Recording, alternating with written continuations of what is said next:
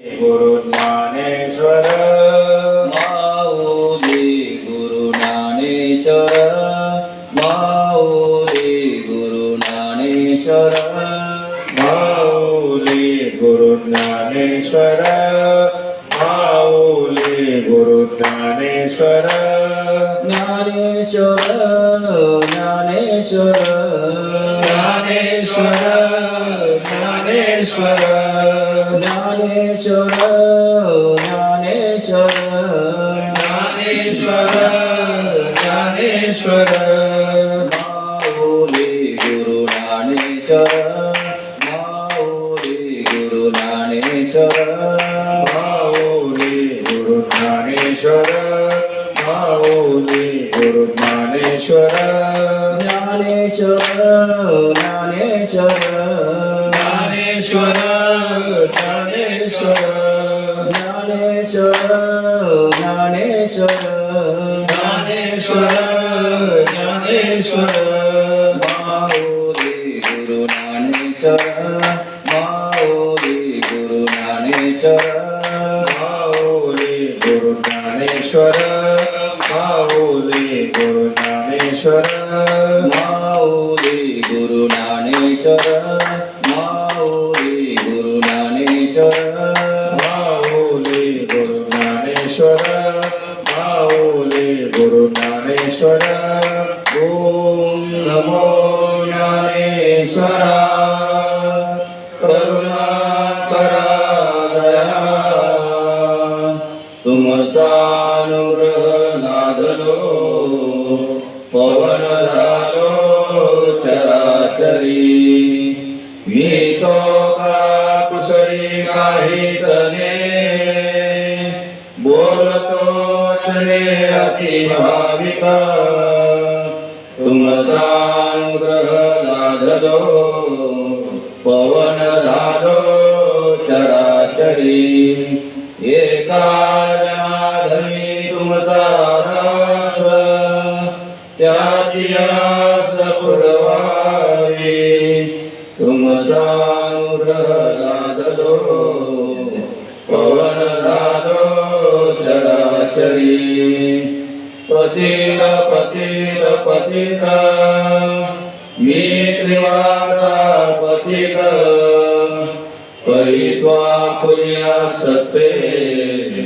मज करावे सरते नाही चित्त शुद्धी स्थिर पाया पाशी बुद्धी परित्वा पुर्या सत्ते मज करावे सरते अपराधाचा केलो तुका म्हणे काय बोलो परित्वा पुर्या सत्ते मज करावे सरते आता माझ्या भावा अंतराय नको देवा आले भागाते करीतो तुझे नाम उच्चारितो दृढ माझे मन पायी बांधावे राखून आले भागाते करीतो तुझे नाम उच्चारितो तुका म्हणे वाढे नको फुटोरे उफाळे आले भागाते करीतो तुझे नाम उच्चारितो पाहे पाढोजेचे तिरगुट राया जतन करिता कष्ट तैसा मी एक पतित परी तुझा मुद्रांगिक मसी पत्रचे केवढे राव चालवी आपुल्या पाडे तैसा मी एक पतित परी तुझा मुद्रांगित बाप कुमारी वरुला सांभाळावे आपुल्या पिरा तैसा मी एक पतित परी तुझा मुद्रांगित पुंडलिक विठ्ठल श्री ज्ञानदेव तुकाराम पंढरीनाथ भगवान की जय, माऊली ज्ञानेश्वर महाराज की जय, जगद्गुरु संत तुकाराम महाराज की जय, शांती ब्रह्म एकनाथ महाराज की जय, सच्चिदानंद श्रीपाद भगवान की जय, सच्चिदानंद रामदास भगवान की जय, अवधूत लिंगम श्री गुरुदेव दत्त गोपाल कृष्ण भगवान की जय, बोलो भाई सब संतन की जय।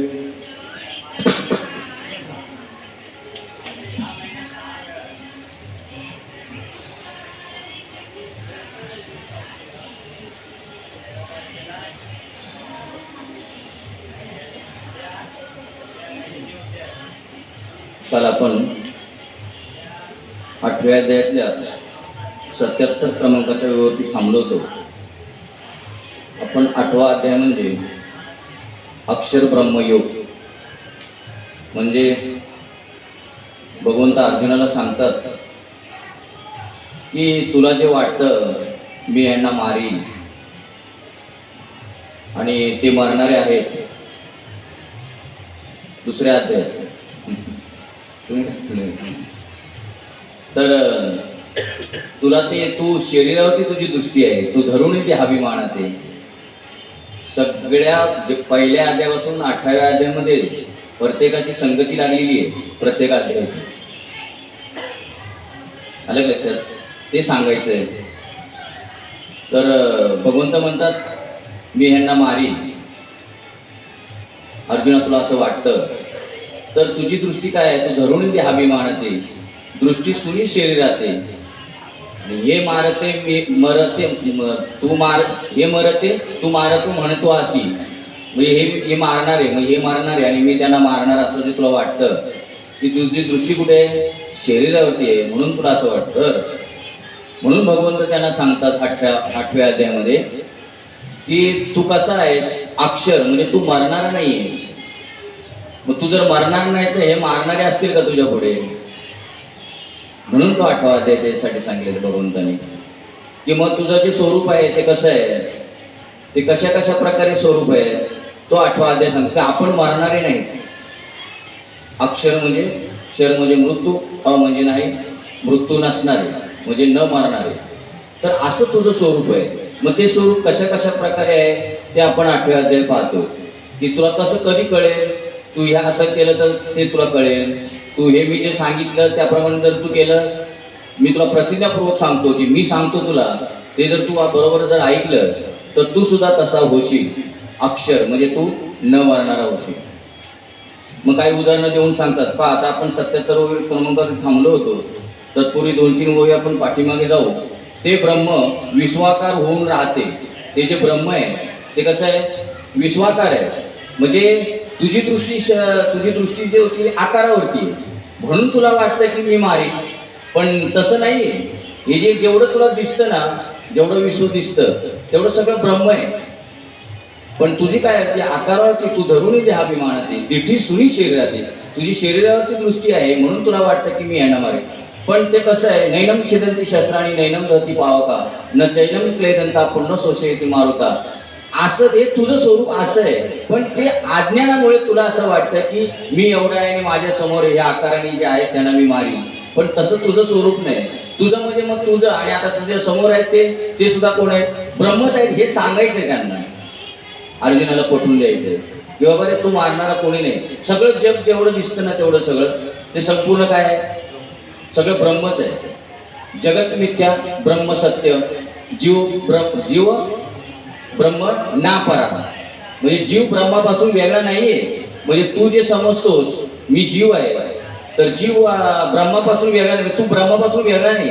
मग ते ब्रह्म कसं आहे, म्हणजे ते शस्त्राने कापलं जात नाही, वाऱ्याने सुकवलं जात नाही, पाण्याने भिजवलं जात नाही, असं ते आहे. मग तू कोणाला मारणार, आणि तू तुझं स्वरूप कसं आहे. मग ते कसं आहे, ते ब्रह्म विश्वाकार होऊन राहते. पूर्ण विश्वाकार ब्रह्म येते. हे विश्वची माझे घर, ऐशी जयाची मती स्थिर, किंबहुना चराचर आपणची झाला. ते ब्रह्म विश्वाकार होऊन राहते. अधिष्ठान रूपाने विश्वात व्याप्त आहे. कसं आहे, अधिष्ठान रूपाने आहे. तू आकाराने जर पाहायला गेलास तर मात्र तुला कळणार नाही. अधिष्ठान रूपाने म्हणजे कसं, या उपाधी माझी गुप्त चैतन्य असे सर्व ते तत्वज्ञ संत स्वीकारिती. ही जेवढी जेवढी आहेत ना बाहेर तुला जी दिसते ती उपाधी आहे, पण त्याच्या आतमध्ये जे आहे ना ते चैतन्य आहे, ते तुला ओळखायचं. ते एकदा तू जर ओळखलं म्हणजे तुझ्या आकाराची दृष्टी काय होईल, बाजूला होईल. परंतु विश्व पण लयाला गेले तरी ते स्वरूपता लय पावत नाही. विश्व जरी संपूर्ण संपलं तरी मात्र ते जे स्वरूप आहे ते मात्र संपत नाही. पहिले कधी संपलेलं नाही, ते अनादी काळापासून, म्हणजे संपलं म्हणण्याचा प्रश्न नाही. अनादी म्हणजे त्याला आपण म्हणतो अमुक दिवशी अमुक अमुक व्यक्ती मरण पावली, म्हणजे त्याला काय काळ आहे, ह्याला काळ नाही म्हणून अनादी काळापासून. आलं का लक्षात? त्याला काळच नाही. परंतु विश्व पण लयाला गेले तरी ते स्वरूपता लय पावत नाही. ज्याप्रमाणे पाटीवर अक्षरे पुसून टाकली तरी त्यांचा अर्थ म्हणजे त्यापासून होणारा शब्दबोध पुसला जात नाही. अक्षरं जरी पुसली तर एकदा बोध झाला म्हणजे बोध संपणार आहे का? नाही.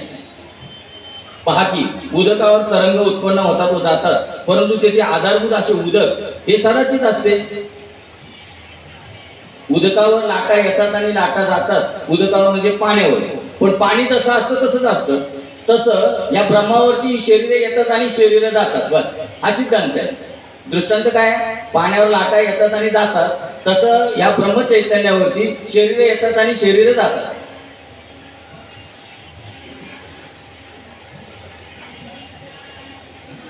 त्याप्रमाणे भूते नाहीशी झाली असता त्या अधिष्ठानातून असणारे अविनाशी परब्रह्म नाश पावत नाही. भूते जरी नाहीशी झाली, आकार जरी नाहीसा झाला तरी त्याच्यामध्ये जे चैतन्य आहे ते मात्र कधी नाश पावत नाही. किंवा आटल्या जाणाऱ्या अलंकारात जसे न आटणारे सोने असते त्याचप्रमाणे मृत्यू पावणाऱ्या जीव शरीरात जे ब्रह्म अमर आहे.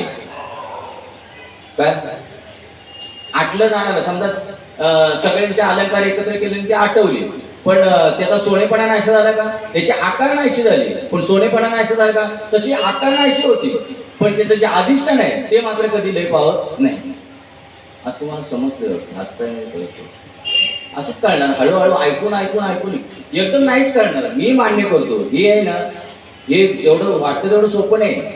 हे पटायला आहे ना, पटायला पण आणि पचायला पण अवघड आहे. पण पुन्हा पुन्हा पुन्हा पुन्हा पुन्हा पुन्हा ज्या टायमाला आपल्यावर हॅमरिंग होईल, हॅमरिंग बघा, एखाद्याला हे गेलेली असते, त्याची स्मृती गेलेली असते, तेव्हा त्याच्या असे चटके हॅमरिंग करतात. काय म्हणतात त्याला? ते इलेक्ट्रिक शॉक.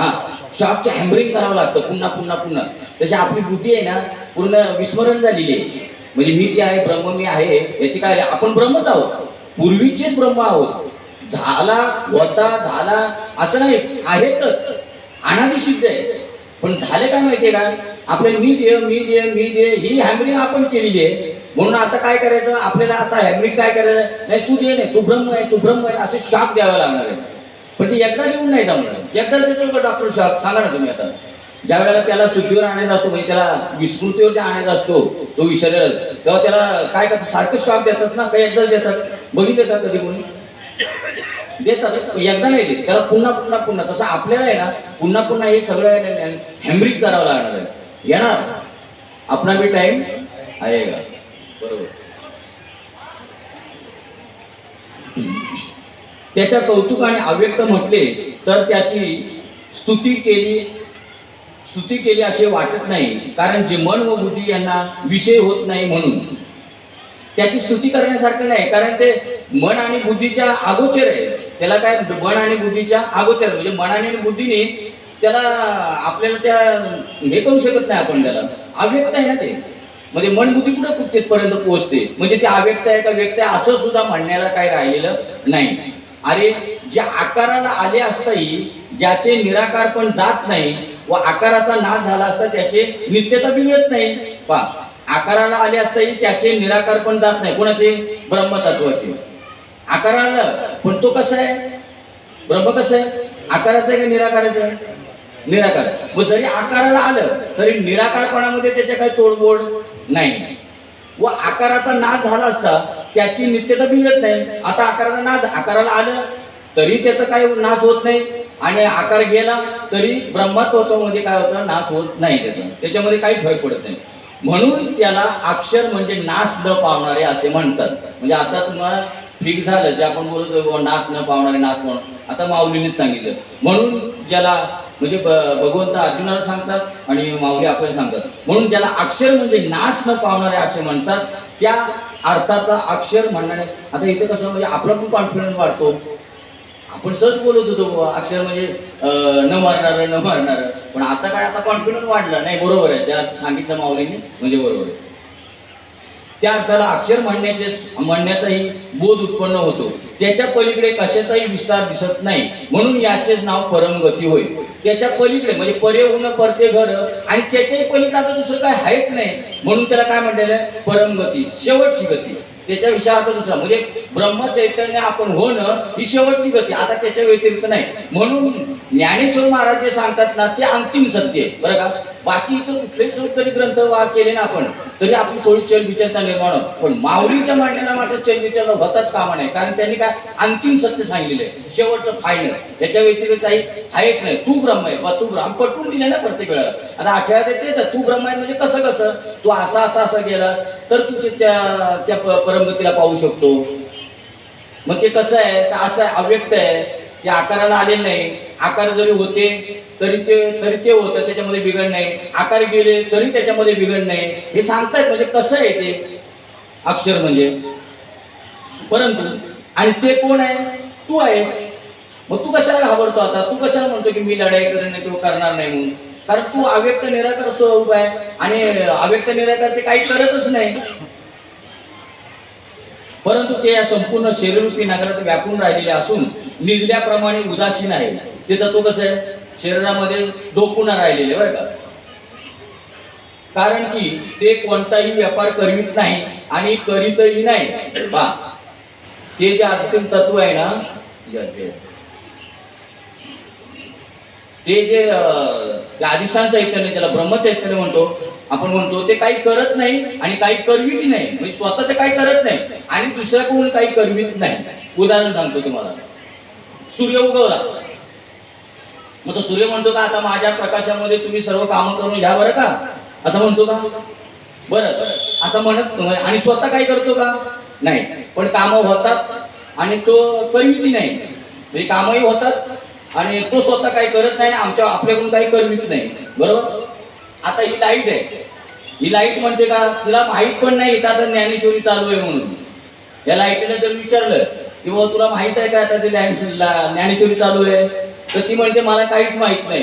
तसं ब्रह्मचैतन्य म्हणतं, ब्रह्मचैतन्य विचारलं हे असे काही विश्व झाले असं तुम्हाला काय माहित आहे का, ते म्हणल्या मला माहित नाही. ब्रह्मचैतन्य म्हणते ते आपल्याला व्हायचंय, लक्षात घ्या. तसं आपण काही संसार प्रपंच आणून काही जरी केलं तरी आपण काय म्हणायचं, मी काही करत नाही. बघा माता, एवढंच स्थितीला पोहोचायचं आता आपल्याला. आपलं अजून काहीच नाही. गाजराची पुंगी वाजली तर वाजली, नाही तर मोडून खाल्ली. हाँ, मैं कुछ नहीं जानता है.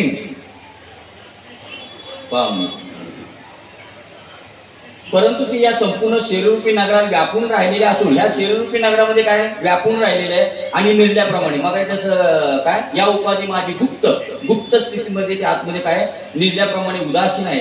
कारण की ते कोणताही व्यापार करवित नाही आणि करीत नाही. ज्यास अनुक्रमे प्रयोजक कर्तृत्व नाही व साक्षात कर्तृत्वही नाही. म्हणजे ते स्वतः काय कर्तृत्व करतही नाही आणि कोणाला करायला लावतही नाही. म्हणून अर्जुना, एरवी शरीराचे जेवढे म्हणून व्यापार आहेत, त्या व्यापारात एकही व्यापार थांबत नाही. शरीराचे जेवढे व्यापार आहेत ते मात्र काय, ते थांबलेले नाही आणि थांबवायचे नाही. का थांबवायचे? फक्त मी केलं म्हणायचं नाही. फक्त शरीराचं त्याला करू द्या ना, काय करायचं. आता रस्त्याने जाणारे एखाद्या माणसाचं काय करत असतात, आपण म्हणतो तू काय असं करतो, असं म्हणतो का? तसं आपण शरीराला म्हणायचं नाही, तू असं का करतो, करू द्या काय करायचे ते.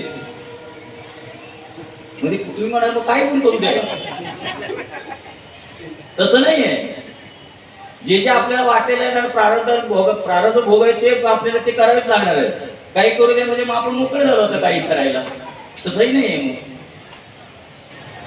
अर्जुना, एरवी शरीराचे जेवढे म्हणून व्यापार आहेत, त्या व्यापारात एकही व्यापार थांबत नाही. तर 10 इंद्रियांचे व्यापार सुरूच आहेत. विषयरूपी बाजार उघडून मनाच्या चव्हाट्यावर व्यापार सुरू झाल्यावर काय, विषयरूपी बाजार म्हणजे व्यापार सुरू कुठं होतो, विषयरूपी बाजार. विषय नसेल तर व्यापार नाही. आणि विषय असला म्हणजे विषय म्हणजे समजा आपल्याला काय खरेदी करायचं वगैरे म्हणजे विषय, बरोबर आहे. मग आता ते पुन्हा कोण जातं विषय घ्यायला? मन जातं आपलं, का शरीर जातं का? मन म्हणतं चला मला हे पाहिजे, मला, तिथून मग व्यापार काय होतो? चालू होतो. नवरा नवरीचा व्यापार कधी चालू होतो? लग्न झाल्यावर, आहे नाही? तसं हे मन म्हणतं चला आता मला हे पाहिजे, मला ते पाहिजे, मग शरीर जातं त्याच्या मागून मागून मागून. जसं ही म्हणते चला मला साडी घ्यायला, हा जातो मागून मागून चला साडी घ्यायला, आहे की नाही? जसं मन म्हणतं चला व्यापार करायला, मग चाललं शरीर त्याच्या मागे मागे व्यापार करायला. विषयरूपी बाजार उघडून मनाच्या चव्हाट्यावर व्यापार सुरू झाल्यावर त्यापासून होणाऱ्या सुखदुःख रूपी प्राप्तीतील राज हक्काचा मुख्य हिस्सा अंतर्यामी अंतकरण विशिष्ट जीवालाही प्राप्त होतो. विषयरूपी बाजार उघडून मनाच्या चव्हाट्यावर व्यापार सुरू झाल्यावर, विषयरूपी बाजार उघडला, मनाच्या चव्हाट्यावर व्यापार सुरू झाला, त्यापासून होणाऱ्या सुखदुःख रूपी प्राप्तीतील राज हक्काचा मुख्य हिस्सा, म्हणजे तिथून आता काय होतं? सुखदुःख चालू होतं. मन आता व्यापार करायला सुरुवात केली त्याने, मग आता तोटा झाला किंवा नुकसान झालं, मग काय हा काय करतो? दुःख व्यक्त करतो. कोण? नाही, आता जीव जो काय त्याच्याबरोबर त्याच्या बाजूने गेला, तो त्याच्याबरोबर गेलाय तो मन करायला. मनाने व्यापार आहे. मनच जर नाही तर आपण तिथे जाऊ शकत नाही. मन जातं तेव्हा आपण त्याच्या मागून जातो ना. मनच नाही तर आपण काय व्यापार करणार आहे? त्यापासून आहे ना, पहा ना, त्यापासून होणाऱ्या सुखदुःख रूपी प्राप्तीतील राज हक्काचा मुख्य हिस्सा अंतर्यामी अंतकरण विशिष्ट जीवालाही प्राप्त होतो. ज्या टायमाला मन हे व्यापार करतं तेव्हा सुखदुःखाचा हिस्सा कोणाच्या वाटेला येतो? जीवाच्या वाटेला येतो. मग जीव म्हणतो हे मी केलं, माझ्यामुळे झालं, मी करतो, तेव्हा जीव म्हणतो. पण कुणाच्या आधाराने? मनाच्या आधाराने. परंतु राजा सुखाने निजला असता ज्याप्रमाणे त्याच्या राज्यातील व्यापार थांबून राहत नाही, राजा निजला असताना, म्हणजे आता आपल्या मागे सांगितलं, तो राजा आपल्या आतमध्ये काय, आत्मा काय आपल्या आतमध्ये झोपलेला आहे. म्हणून साधू संतांना यावं लागलं आणि म्हणाला उठा जागे व्हारे आता. त्याच्यासाठी म्हणायला लागले, तो आतमध्ये येऊन झोपलाय. मग आतमध्ये येऊन झोपला म्हणजे कसं काय झोपला सांगा बरं? आपल्याला दिसतो का तो झोपलेला आहे? तो पण झोपलाय. मग आता पंढरपूरला हे सकाळ सकाळी 4 वाजल्यापासून उठून तिथे जातात ते. कधी कधी आता तर काय दरवर्षी प्रत्येक वर्षी गाड्याच जातात, 10-20 गाड्या ते जागा करायला, तिकडे जागा करायला. इथं काय जागा करायला जागा नाही का तुला? तिकडे जागा करायला चालले म्हणजे कळलं का नेमकं कुणाला जागा करायचं ते? इथं स्पष्ट सांगतात तुझ्या आतमध्ये जो आहे येऊन झोपलाय त्याला जागा करायचं. तिकडं तर चाललाय ते मूर्तीला जागा करायला. काय डोकी चालली सांगा बरं? बरं जाऊ नये का? जाऊ ना, पण नुसतीच गर्दी चालली आहे फक्त. हौशे नवशे गौशे सगळंच चालले, हेच चाललं नाही. परंतु राजा सुखाने निजला असता ज्याप्रमाणे त्याच्या राज्यातील व्यापार थांबून राहत नाही, तर त्याची प्रजा आपापल्या इच्छेने व्यापार करीतच असते.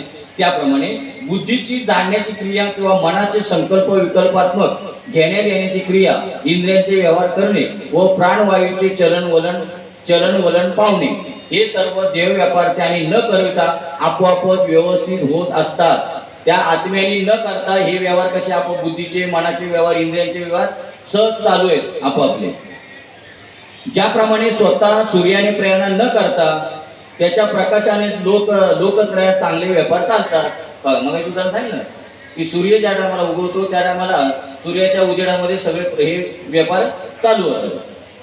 त्याप्रमाणे अर्जुना तो शरीरात निजल्यासारखा स्वस्थ आहे म्हणून त्याला पुरुष म्हणतात. आत्मा एकच आहे, लक्षात घ्या. पुरुष का म्हटलेले? सर्व आपण पाहिलंय की सर्व विश्वव्यापक म्हणून आत्मा एकच आहे. मग आता तो आत्मा जो फक्त काय झालं शरीरात, म्हणजे त्यांनी काय केलेलं, हा शरीराच्या आकारात आलाय. आला म्हणता येणार नाही, शरीराने आकार घेतल्यामुळे तो आता काय झालेला आहे, शरीरापुरता झालेला आहे. त्याला म्हटलेलं आहे पुरुष. आणि येणार आहे 13वा अध्याय मला वाटतं ना, अक्षर पुरुष योग. 13वा नाही, पुरुष प्रकृती योग. आणि इथं काय सांगितलंय 8व्या अध्यायामध्ये, अक्षर ब्रह्म किंवा अक्षर पुरुष हे त्यांना सांगायचंय. एका कारणास्तव ज्या पुरुष हे नाव प्राप्त झाले आहे, परंतु सर्वज्ञ तुल्य वेदाने पुष्कळ तऱ्हेने विचार केला तरी ज्याचे अंगणी दृष्टीत पडत नाही. शब्दात अविषय आहे व जे चैतन्य आकाशाचे पांघरून आहे, निरपेक्ष व्यापक आहे. ते चैतन्य कसं आहे? आकाशाचे त्याला पांघरून आहे. काय प्रमाण आहे का? काही प्रमाण आहे का? नाही. ठीक आहे, ठीक आहे. सत्य ज्ञानानंत गगनाचे प्रावरण नाही रूप गुण वर्ण तेथे. सत्य ज्ञान अनंत गगनाचे प्रावरण म्हणजे ते जे ब्रह्मचैतन्य जे आहे त्याला आकाशालाही त्याचं पांघरून आहे. म्हणजे केवढं मोठं आहे ते बघा. आणि आपण केवढं समजतो? एवढंच. आपण ब्रह्म केवढं समजतो? आपल्या देहापुरता समजतोय, म्हणजे आकारापुरतं. मग अर्जुनाचं तेच झालं ना. अर्जुन सगळ्यांना पुढे काय, त्याची दृष्टी फक्त आकारावरती होती, म्हणून तो म्हणतो मी यांना मारी. आणि जर अशी त्याची दृष्टी झाली असेल, नाही नाही मी केवढा आहे, मी आकाश एवढा आहे, तर मग आता तिथे वेगवेगळे दिसणार आहेत का त्यांना? नाही. चैतन्य वेगवेगळं होत नाही, आकार वेगवेगळे होते, पण चैतन्य कसं आहे? अखंडित आहे. ते खंड सुद्धा नाही, सम आहे, म्हणजे विषम सुद्धा नाही. बाबा का म्हणायचे, तुमच्या नाकातला आकाश, तुमच्या नाकातला प्रकाश आणि तुमच्यातला वायू हा तुमच्या पुरता का जगभर? मग काही जण म्हणायचे की माझ्या पुरता. तेव्हा म्हणायचे, काय म्हणायचे बाबा, ती चांगदेवाचीच आवलास. कारण 14 वर्ष शरीर जतन करून ठेवलं तर ना, मी मी मी मी करून. तसं जे चैतन्य म्हणून जे आहे ते ब्रह्मचैतन्य आहे, ते कसं आहे, त्याला आकाशाला सुद्धा त्याचं पांघरून आहे, एवढं ब्रह्मचैतन्य मोठं आहे. असे त्या पुरुषाचे स्वरूप असल्याचे जाणूनच तो पुरुष, आता जे सांगितलं तो पुरुष म्हणजे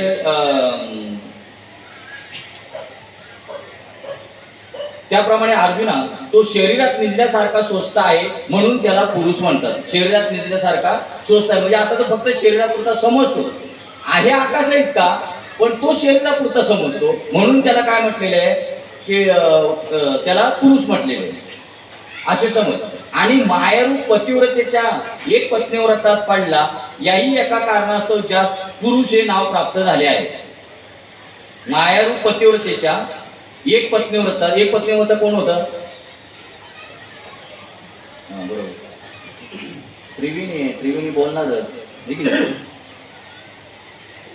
राम कसे होते? एक पत्नीव्रता. म्हणजे बघा, आणि मायारूप पतिव्रतेच्या काय सांगितलं? मायारूप म्हणजे समजा मायारूप पत्नी.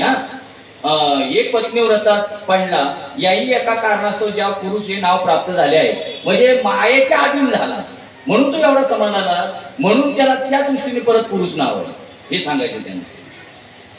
परंतु सर्वज्ञ तुल्य वेदाने पुष्कळ तऱ्हेने विचार केला तरी ज्याचे अंगणी दृष्टीत पडत नाही, शब्दास अविषय आहे व जे चैतन्य आकाशाचे पांघरून आहे, निरपेक्ष व्यापक आहे, असे त्या पुरुषाचे स्वरूप असल्याचे जाणूनच श्रेष्ठ योगीजन त्याला जीव व प्रकृती यांच्या पलीकडचा म्हणतात. तो एकनिष्ठ भक्तांचा शोध करीत त्यांचे घरी येतो. ज्याने असा जाणलेला आहे काय, तो पुरुष म्हणजे जीव आणि प्रकृतीचे पलीकडचा जो आहे, जीव आणि प्रकृती यांच्या पलीकडचा जो आहे, असं ज्याने जाणलेलं आहे तिथं तो भगवंत काय करतो, त्याचा शोध घेऊ देतो. असं ज्याने जाणलेला आहे तो म्हणजे तो काय समजायचा, मी जीव आहे. तर जीव, तू जीव नाही, तू कोण आहे? तू ब्रह्म आहे. कसा? आणि व्यापक आहे. असं त्याने जाणलंय, त्याचं घर शोधत कोण येतो? भगवंत येतो स्वतः. मग आता मला सांगा, जर आपण असं जाणलं तर मग आपलं भगवंत आपल्याकडे येणार नाही शोधायला? तो स्वतः येणार शोधायला. आपल्याला शोधायला जायची गरज नाही.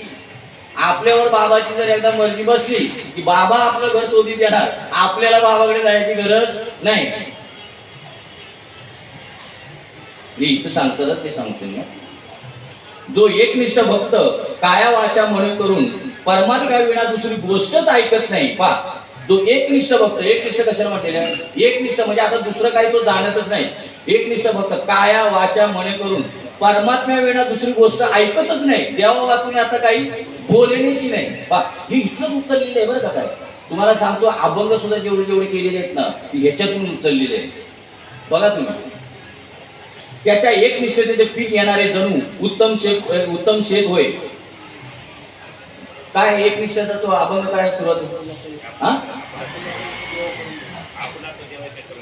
एकनिष्ठेच्या काकड्यामधला अभंग.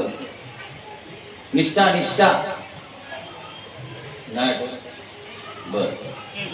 जो एकनिष्ठ भक्त काया वाचा म्हणे करून परमात्म्या विना दुसरी गोष्टच ऐकत नाही, त्याच्या एकनिष्ठेचे पीक देणारे जणू उत्तम शेत होय. हे पांडवा, म्हणजे कोण? अर्जुना. नाही आठवलं? भक्ताचा स्वधर्म. आता एक एक सांगायला लागेल तेव्हा आठवणार काय? भक्ताचा स्वधर्म नाही. हे पांडव अहो मोठा अभंग आहे तो, त्याची सुरुवात आहे बघा. कोणाला आठवलं? नाही आठवलं. काय घाबरू नका, कारण तुमचं बरोबर आहे. तुम्ही कसं त्या स्थितीमध्ये गेलेले आहात तर तुम्हाला आठवणार कसं? तुम्ही इंद्रियावर आहात का आता? नाही ना, मग बरोबर आहे, तुमचं चुकीचं काहीच नाहीये. आणि मीच फक्त ध्यानावर आहे म्हणून मी तुम्हाला विचारतोय. हे पांडवा, हे त्रैलोक्य अधिष्ठान भगवत रूप आहे असा खरोखर ज्यांचा मनोभाव दृढबोध आहे. हे पांडवा, हे त्रैलोक्य अधिष्ठान भगवत रूप आहे. जेवढं हे त्रैलोक्य आहे ना, ते काय कसं आहे? भगवत अधिष्ठान आहे. त्याला ह्या त्रैलोक्याला कोणाचं अधिष्ठान आहे? भगवंताचं अधिष्ठान आहे. भगवत रूप आहे असा खरोखर ज्यांचा मनोभावे दृढबोध आहे त्या आस्तिक भक्तांचा हा सदा राहण्याचा जणू आश्रमच होय. या भक्तांचा आश्रमच म्हणजे कोण? ते ब्रह्मचैतन्य. ते या असे एकनिष्ठ जे भक्त असतात त्यांचा राहण्याचा हा आश्रमच आहे. जे निरभिमानाचे वैभव आहे, जे गुणातीतांचे ज्ञान आहे व जे निस्पृहाचे सुखभोग घेण्याचे स्थान म्हणजे राज्य आहे, जे संतोषी पुरुषात वाढलेले ताटच आहे.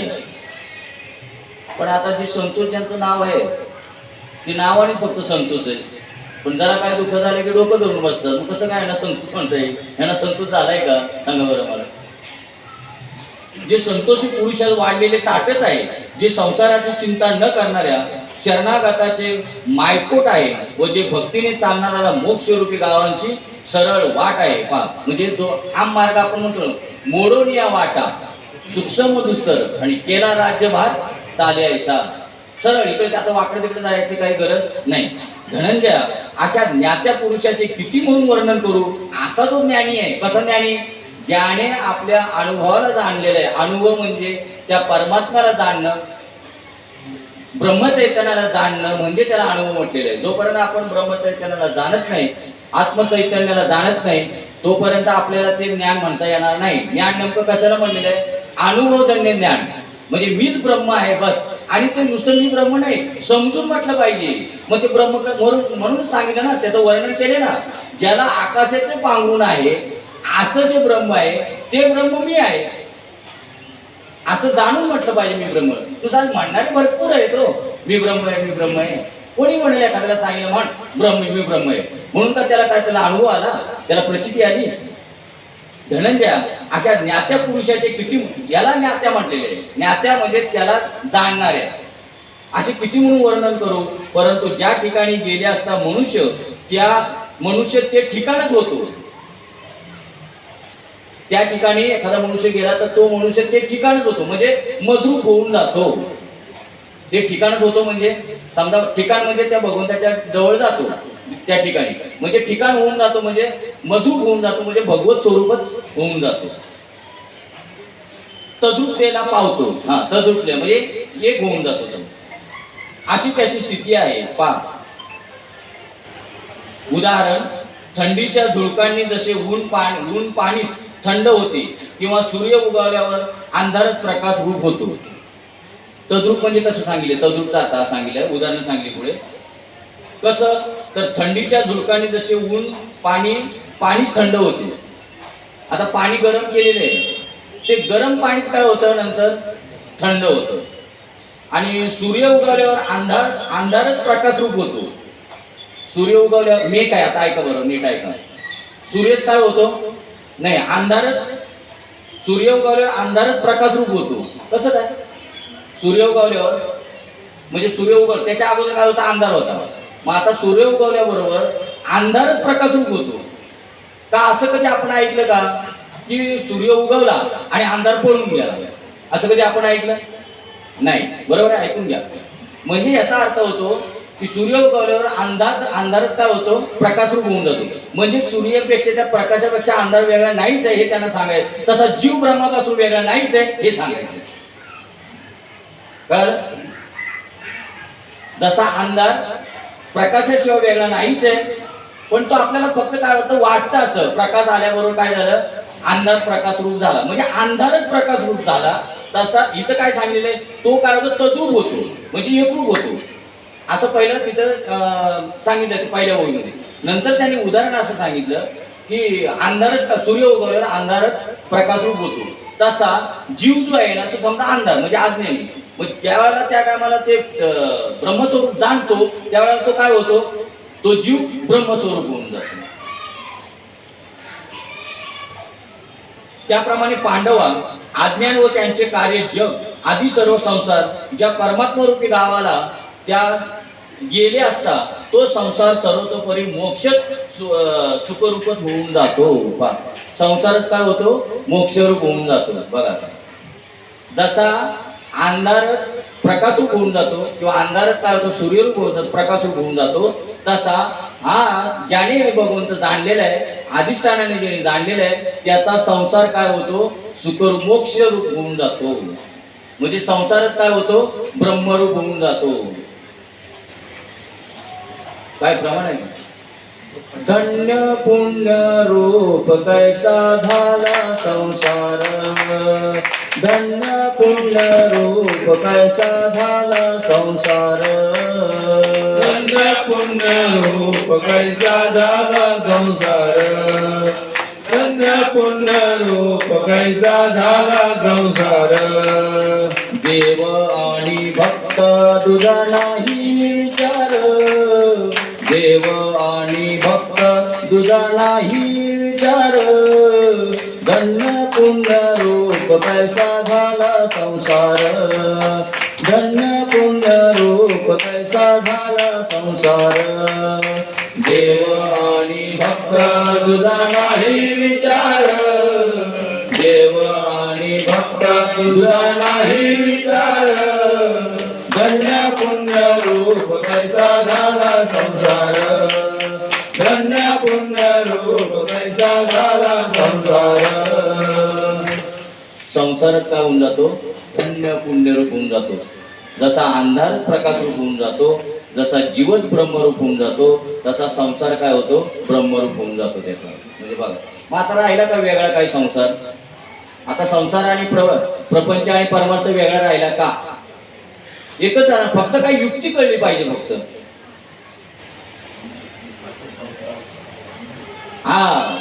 आजी माऊली म्हणतात, आजी संसार सुफळ झाला की माये,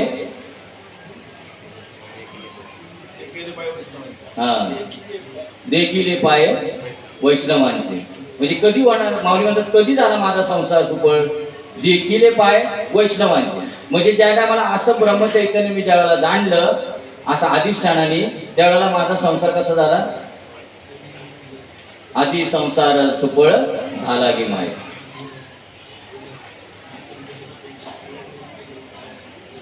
पहा, आता आपण पुढे उदाहरण पाहूया. म्हणजे संसार सुखरूप कसा होतो, संसारात मोक्षरूप कसा होतो, किंवा संसारात ब्रह्मरूप कसा होतो. जसे लाकूड विस्तवात घातले असता विस्तवच होऊन राहते. लाकूड जर विस्तवात घातलं तर ते लाकूड काय होऊन जातं, विस्तरूप होऊन जातं. तसा हा संसार काय होतो, ब्रह्मरूप होऊन जातो. झालं एक उदाहरण. ते अग्निरूप झाल्यानंतर लाकूडपणाने निराळे काढून म्हटले तर ते जसे काही केल्या निराळे निघतच नाही. आता ते लाकूड अग्नीमध्ये टाकलं, बरोबर, आता ते जळतंय. मग आता ते जळल्यावरती ते आता लाकूडपणाने वेगळं राहिलं का? तसा जीव एकदा ब्रह्मस्वरूप झाला तर मात्र तो आता जीवपणाने वेगळा राहत नाही. या अगदी परफेक्ट उदाहरण जमलं, बरोबर नाही?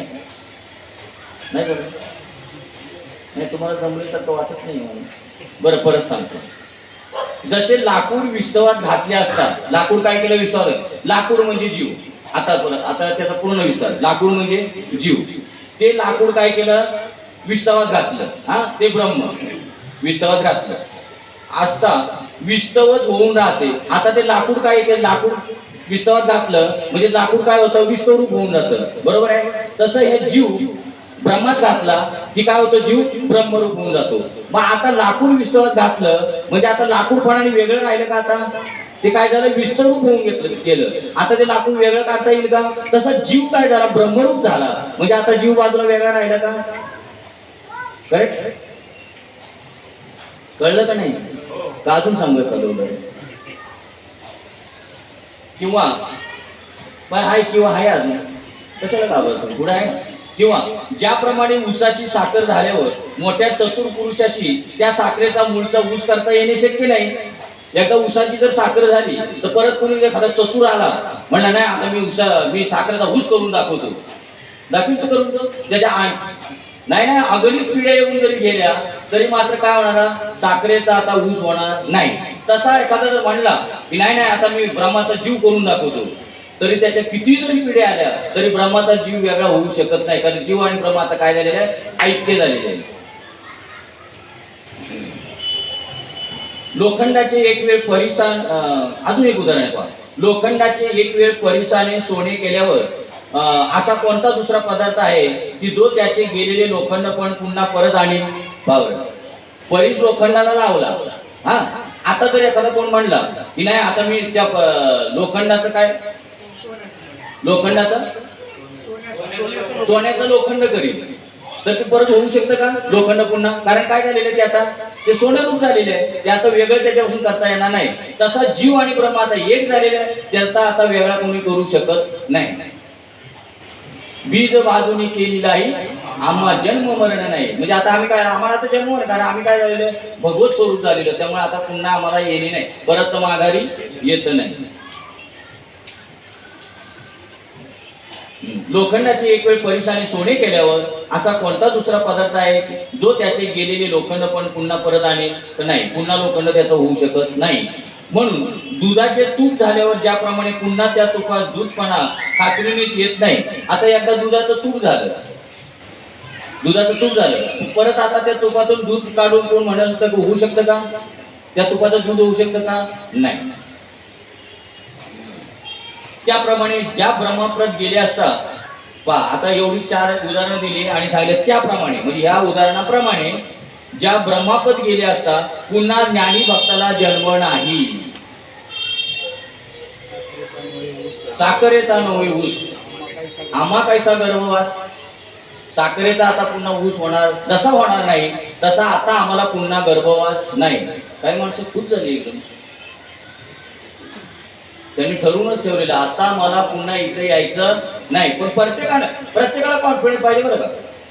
वर्गात आलेल्या मुलांना कॉन्फिडन्स पाहिजे मी 100 पैकी 99 का होईना पण मार्क मिळवणारच असा कॉन्फिडन्स पाहिजे तर वर्गात आलेल्याचा फायदा आहे नाही का. मुलांना बरोबर समज आहे ना. वर्गात जर गेलो आपण शाळेत जर शिकायला जातो तर आपल्याला कॉन्फिडन्स पाहिजे मी 99% तरी मार्क मिळवेल. नाही 99 का 100%च मिळवेल. तसं इथे भगवंत सांगतात की नाही तू एकदा जर ब्रह्मस्वरूप झाला तर मात्र परत आणि तू जीवरूपाला येणार नाही. पुन्हा ज्ञानी भक्ताला जन्म नाही. असे जे स्वरूप तेच माझे खरोखर उत्तम ठिकाण म्हणजे मुख्य स्वरूप असं माझं स्वरूप आहे. कोण म्हणतात भगवंत अर्जुनाला सांगतात असं जे स्वरूप तेच माझे खरोखर उत्तम ठिकाण म्हणजे मुख्य स्वरूप होय. हे गुह्य अंतरंगातील वर्म तुला स्पष्ट करून सांगितले आहे. हे माझ्या अंतरातलं वर्म तुला सांगितले ज्ञान गूढ गम्य. आता आठवलं म्हणून सांगतो तुम्हाला गुह्य. आम्ही एका ठिकाणी कीर्तन ऐकलं. तो कीर्तनकार शास्त्री होता. बरोबर का. काय लोकांची कशी दिशाभूल केली जाते आणि आम्हाला तेच आवडतात. कारण आम्हाला ते नाही आवडत ते बोलतात काहीच नाही आवडत. शास्त्री ना शास्त्री आवडतात आम्हाला. पण ते काय बोलतात आम्हाला काय त्याची घेणं नाही. शास्त्री एक बात झालं आम्हाला काय पाया पडायला मिळालं त्यांनी असं वरून हात ठेवला झालं आमचं कल्याण. तुकाराम महाराज ज्या टायमाला चालले विमानाने त्यावेळेला सगळे लोक म्हणले महाराज तुम्ही चाललात खरे पण कमी कमी आम्हाला काहीतरी आशीर्वाद देऊन जा. काय आशीर्वाद द्यावा त्यांनी. नाही या ना एका एका लाईन लावा आणि मी देतो तुम्हाला आशीर्वाद पडा आमच्या पायात आणि मी तुम्हाला आशीर्वाद देतो असे म्हणले. कर्म धर्म असावे कल्याण. तुमचं कर्माने धर्मानेच तुमचं कल्याण होणार आहे आणि मी कोण तुम्हाला आशीर्वाद देणारा. चाललंय काय चाललंय बघायचं त्याच्या त्याने आपण. हा आणि काय सांगतो शास्त्री. हा असे हुशार विद्यार्थ्यांनी पुढे बसले आणि ते हुशारच आहे आणि ते पुढेच बसतात. ते मागे जागा राहिली तरी बघत नाही. ते आले ना तुझे विद्यार्थी ते पुढचीच जागा पकडणार. ते असं बघणार नाही की मागे काय जागा आहे, मागे बसावं, पुढे कोण बसते, ती डायरेक्ट तिथे होणार. असंच पाहिजे. हुशार विद्यार्थ्यांनी पुढच्या बाकावर बसलं पाहिजे. बघा, हे पण पुढचे हुशार विद्यार्थी ते बाकावर बसले पुढच्या. आणि आम्ही पण शाळेत असताना आहे ना, ते आम्हाला पहिल्याच बाकावर बसायचे शिक्षक. पाठीमागे नाही. कधी तर आपल्याला वाटलं नाही जाऊ दे आज मुरुगन पाठीमागे बसावं कांडा, ते पहिले पुढे या. तसं हुशार विद्यार्थ्यांनी आपलं पहिलीच जागा पकडून ठेवायची. आणि हुशार विद्यार्थी लवकर येतात बरं का. हे तसे हुशार विद्यार्थी लवकर येऊन जागा पकडतात. म्हणजे आता तुम्ही हुशार नाही असं नाही बरं का. तुम्ही म्हणाल का आम्ही हुशार नाही का, आता तुम्ही तुमच्या सोयीनुसार येता, त्याला आता काय करायचं नाही का. म्हणजे तुम्ही काही कमी नाहीये. तुम्ही वर्गात येताना हे काही कमी आहे का. हा, तर तो शास्त्री काय सांगायचं होतं, हे गुह्य अंतरांगातील वर्म तुला स्पष्ट करून सांगितले जात आहे. हे जे गुह्य आहे ना, ते माझ्या अंतरंगातलं तुला स्पष्ट करून सांगतो. तर ते शास्त्रीचं आम्ही कीर्तन ऐकलं होतं. त्या शास्त्री गुह्याचा अर्थ काय सांगावा. भगवंत अर्जुनाला असे सांगतात, असं ते म्हणते बरं का. शास्त्री म्हणतोय की ते बोलतात की भगवंत अर्जुनाला असं सांगतोय की मी तुला एक गुह्य सांगतो. तर काय म्हणे, त्यांची कोण दुसरी बहीण, त्यांची काय नाव तिथं, सुभद्रा. सुभद्रा कशी पळून यायची हे तुला मी अंतर गुह्य सांगतो. बघा, हे गुह्य माझ्या बहिणीला तू कशी पळून यायची ते तुला मी गुह्य सांगतो. काय आता काय लोक घेणार आहेत सांगा बरं. काय आपण जीवनी घ्यायचं सामान्य माणसाने, आपण यांच्याकडून काय शिकायचं. बरं, विचार करणारी करत नाही. काय माहितीये काय, बाबांनी ऐकून म्हणायचं बैल गामना हो, बैल दूध देतो हो, आम्हाला काय करायचं हो, देतो. असं चाललंय आपल्याला काय. अरे प्रत्येकाला सुटायचं इथे. तुम्हाला बरोबर जरा थोडा त्रास झाला की म्हणजे चला वाईला निघा, तुम्हाला सांगते वेगळं निघा आणि वेगळं बघून संसार बघा, ते बरोबर कळतं. आता हे व्यवहार सांगायचं का त्यांना. मन बुद्धीला सांगते हे तू बाजूला हो, त्या ह्याच्यातून हे काय करते तू बाजूला हो ह्याच्यातून. पण आम्ही आता सांगणार आहे, असे सांगणार आहे, मला की चुळबुळ निर्माण होते. बघ तुला सांगत होते ना वेगळं निघू नको म्हणून. कीर्तनकारांनी इकडून सांगायचं की तुम्हाला सांगते वेगळं निघा आणि वेगळं निघून संसार बघा. मग आता बसलेल्यामध्ये चुळबुळ निर्माण होते. तिकडून तिकडे म्हणते बघा तुम्हाला सांगत होते ना वेगळं निघू नका म्हणून, आणि आता बघा काढली ना आपली. आता हे सांगायचं होतं ते कीर्तनकाराला. बुद्धी सांगते मनाला किंवा मन बुद्धीला सांगते बाबा ह्याच्यातून काय कर, ह्या संसार प्रपंचातून वेगळं निघ आणि मग संसार करून मग कळेल तुला. नको विचार करायला. काय या गोष्टीचा आपण विचार करतोय. हा, ते गुह्य सांगितलं म्हणजे. आता हे गुह्य सांगितल्यावर आता आपल्याला हे गुह्य कधी कळायचं. ज्ञानेश्वर महाराजांनी सांगितलेलं किंवा भगवंताने अर्जुनाला सांगितल्यावर सांगा बरं. आता झालं ना, ते बिचारे ऐकणारे वगैरे गेले, काय विचार घेणार आहे, काय विचार घेऊन जाणार सांगा बरं. त्याचप्रमाणे आणखी एका प्रकाराने हे वर्मपूर्ण निजधाम जाणणे सोपे आहे. तरी योगीजन योग्य कार्य देहत्याग करून ज्या स्वरूपास मिळतात ते वर्म म्हणजे अर्चिरादी मार्गात सांगितलेल्या कालादी देवतांची सहाय्यता घेऊन देह ठेवणे हे होय. आता भगवंत आहे ना आपल्याला म्हणजे अर्जुनाला दोन प्रकार सांगणार आहेत. मरणाच्या वेळी कुठल्या स्थितीमध्ये, मरण आल्यावरती कुठल्या स्थितीला तो मनुष्य पोहोचतो त्याचे दोन प्रकार आता चालू झाले. त्याचप्रमाणे आणखी एका प्रकाराने हे वर्म म्हणजे आतापर्यंत सुद्धा ते प्रकारच सांगले ना की बाबा तू कसा आहेस, तू ब्रह्मस्वरूप आहेस. मग ब्रह्मस्वरूप जाणण्यासाठी तुला काय काय केलं पाहिजे, काय जाणून घेतलं पाहिजे. ब्रह्मस्वरूप तू कसं आहे म्हणजे एकरूप आहे, तो त्याच्यापासून वेगळा नाहीये. तसंच आता त्या प्रकारे आधी प्रकार सांगतात. त्याचप्रमाणे आणखी एका प्रकाराने हे वर्मपूर्ण निजधाम जाणणे सोपे आहे. तरी योगीजन योग्य काली देह त्याग करून ज्या स्वरूपात मिळतात ते वर्म म्हणजे अर्चिरादी मार्गात सांगितलेल्या कालादी देवतांची सहाय्यता घेऊन देह ठेवणे हे होय. म्हणजे इथं आता अर्चिरादी मार्ग सांगणार आहे की ज्या टायमाला अंतकाळी आपण जे देह ठेवतो. आता कोण अर्चिरादी मार्गाचे कोण होते, अर्चिराचा मार्ग कोणी स्वीकारला होता महाभारतामध्ये? हा आहे जागे भीष्माचार्यांनी शिकवलेला अर्चिरादी. मग काय अर्चिरादी मार्ग ते सांगतात आता पा.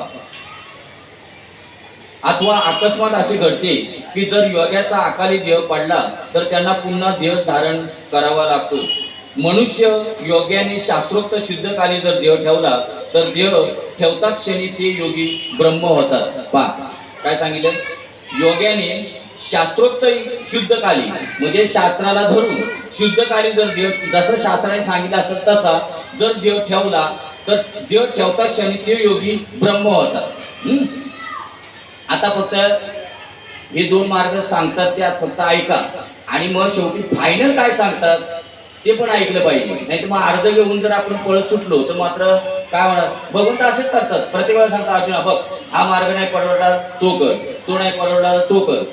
पण फायनल त्याच्यानंतर मग ते करत असं म्हणत नाही, पण ते काय सांगतात हा फायनल आहे.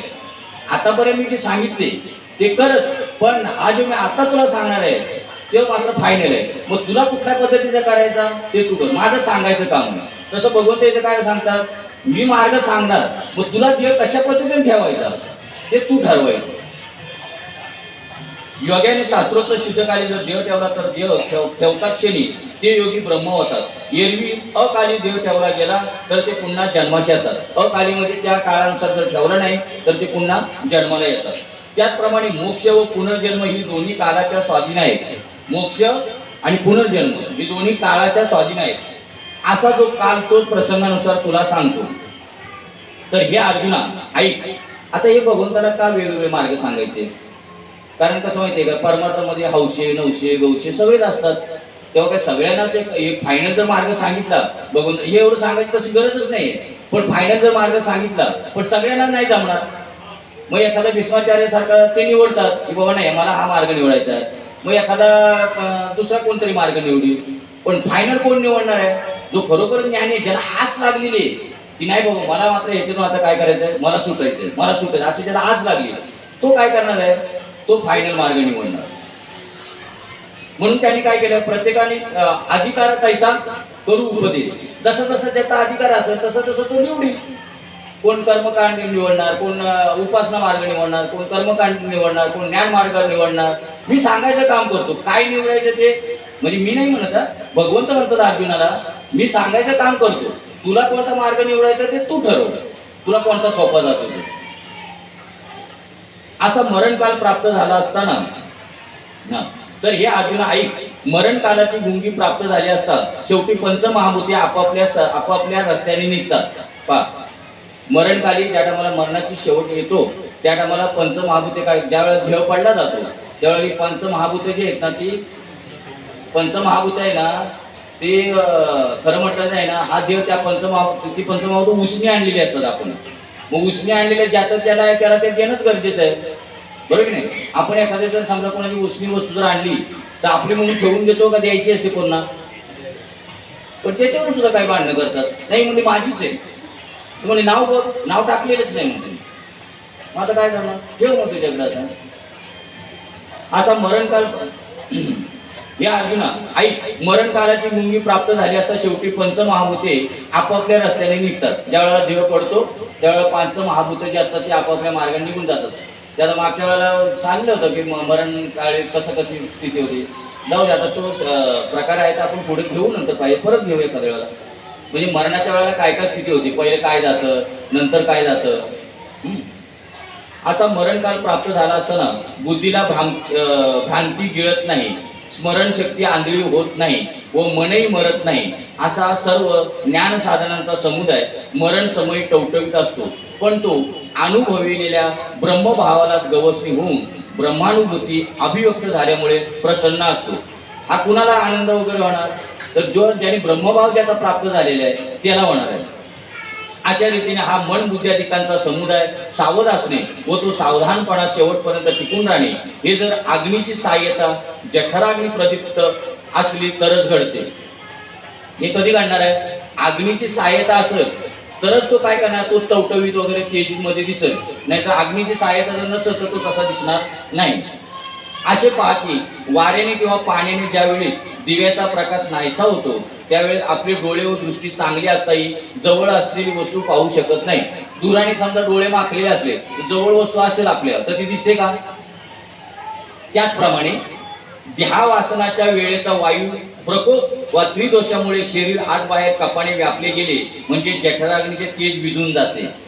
त्याप्रमाणे काय होतं, जसा आपले दुराने जर डोळे माखलेले असतील तर जवळ असलेली वस्तू दिसत नाही, त्याप्रमाणे देहावासनाच्या वेळेचा वायू म्हणजे देहावसन होतं त्यावेळेला काय होतं, तो वायू प्रकोप व त्रिदोषामुळे शरीर आत बाहेर कपाने व्यापले गेले. त्या त्रिदोष म्हणजे कोणते, वात पित्त आणि कफ, याच्याने काय होतं ते शरीर काय होतं त्रिदोषाने व्यापलं जातं आणि त्यामुळे जठराग्नी जो असतो आतमध्ये तो काय होतो, त्याचं तेज आहे ना ते विझून जातं.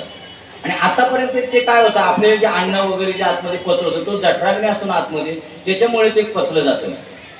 म्हणजे बघा अग्नी शेवटी तो पचवायला लागतो. म्हणून बघा काही लोक म्हणतात की जेवण झाल्याबरोबर लगेच पाणी प्यायचं नसतं. का बरं? तुम्ही ऐकलं का नाही असं? जेवण झाल्या पाणी प्यायचं नसतं, कमीत कमी मध्ये 1 तास गॅप द्यायचा असतो. कारण जेवण झाल्याबरोबर काय झालं, तो जठराग्नी त्यावेळेला प्रदीप्त झालेला असतो. जेवण जेवतो ना, कारण त्याला लागतं, अग्नीला लागतं ते जेवण. तर ते ज्या टायमाला पाणी पितो त्या टायमाला तो अग्नी आहे ना प्रज्वलित झालेलं, मग त्याच्यावर जर लगेच पाणी ओतलं वरती मग काय होतं, विझून जाणार ना, कारण त्याची गरज असते त्यावेळेला. म्हणून लगेच पाणी प्यायचं नसतं, कमीत कमी अर्धा ते 1 तासाचा मध्ये गॅप द्यायचा असतो. मग कधी कधी कोण म्हणतं मला पचलं नाही, मला काय नाही. पचलं कसं, ज्या टायमाला ते पचण्याची प्रक्रिया चालू असते त्यावेळेला तू वरून पाणी ओतलं त्याच्यावरती, म्हणजे तेज चालू असतं, अग्नी चालू असतो, तेव्हा विझून टाकलं तू, मग ते पचल कसं? म्हणून जेवले लगेच पाणी प्यायचं नाही. मी काय हे नाही आहे, म्हणजे काय म्हणतात त्याला, योगाचं काय हे नाही, आपलं जे आलं सर म्हणून सांगतो आणि हा येतं तेच सांगतो.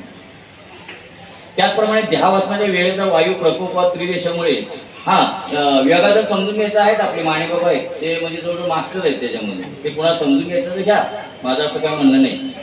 शरीर आत बाहेर कपाने व्यापले गेले म्हणजे जठराग्नीचे तेज विझून जाते. त्यावेळेस प्राणासच क्रियाशक्ती नसते, मग तेथे बुद्धी असून तरी काय करणार? पहा, त्यावेळेस प्राणासच क्रियाशक्ती नसते, म्हणजे प्राण पण नसते, प्राणाची जी शक्ती असते त्यावेळेला ती नसते, मग तिथं बुद्धी असून काय करणार? म्हणजे ही बुद्धी कशावर चाललेली असते? त्या प्राण क्रियेमुळे चाललेली आहे. प्राण जो असतो ना त्याच्यामुळे ती बुद्धी चाललेली आहे. मग आता प्राणच जर नसेल तर बुद्धी काय करणार आहे? म्हणून अग्निशिवाय देहात चेतना ज्ञानशक्ती टिकून राहत नाही. अग्निशिवाय आतमध्ये देहामध्ये ती चेतना टिकून राहत नाही. अरे पहा, अरे जठराग्नी, शरीरातील जठराग्नी जर नाहीसा झाला तर तो देह नसून वला चिखलच होय. म्हणजे देह आपला कशावर चाललेला आहे? आतमध्ये जो अग्नी आहे ना जठराग्नी म्हणून, त्याच्यावर तो देह आपला देह चालू आहे. बघा, देह नसून वला चिखलच आहे. मग ज्या टायमाला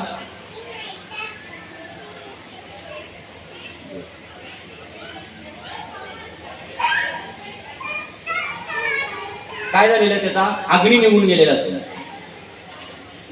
बरं का?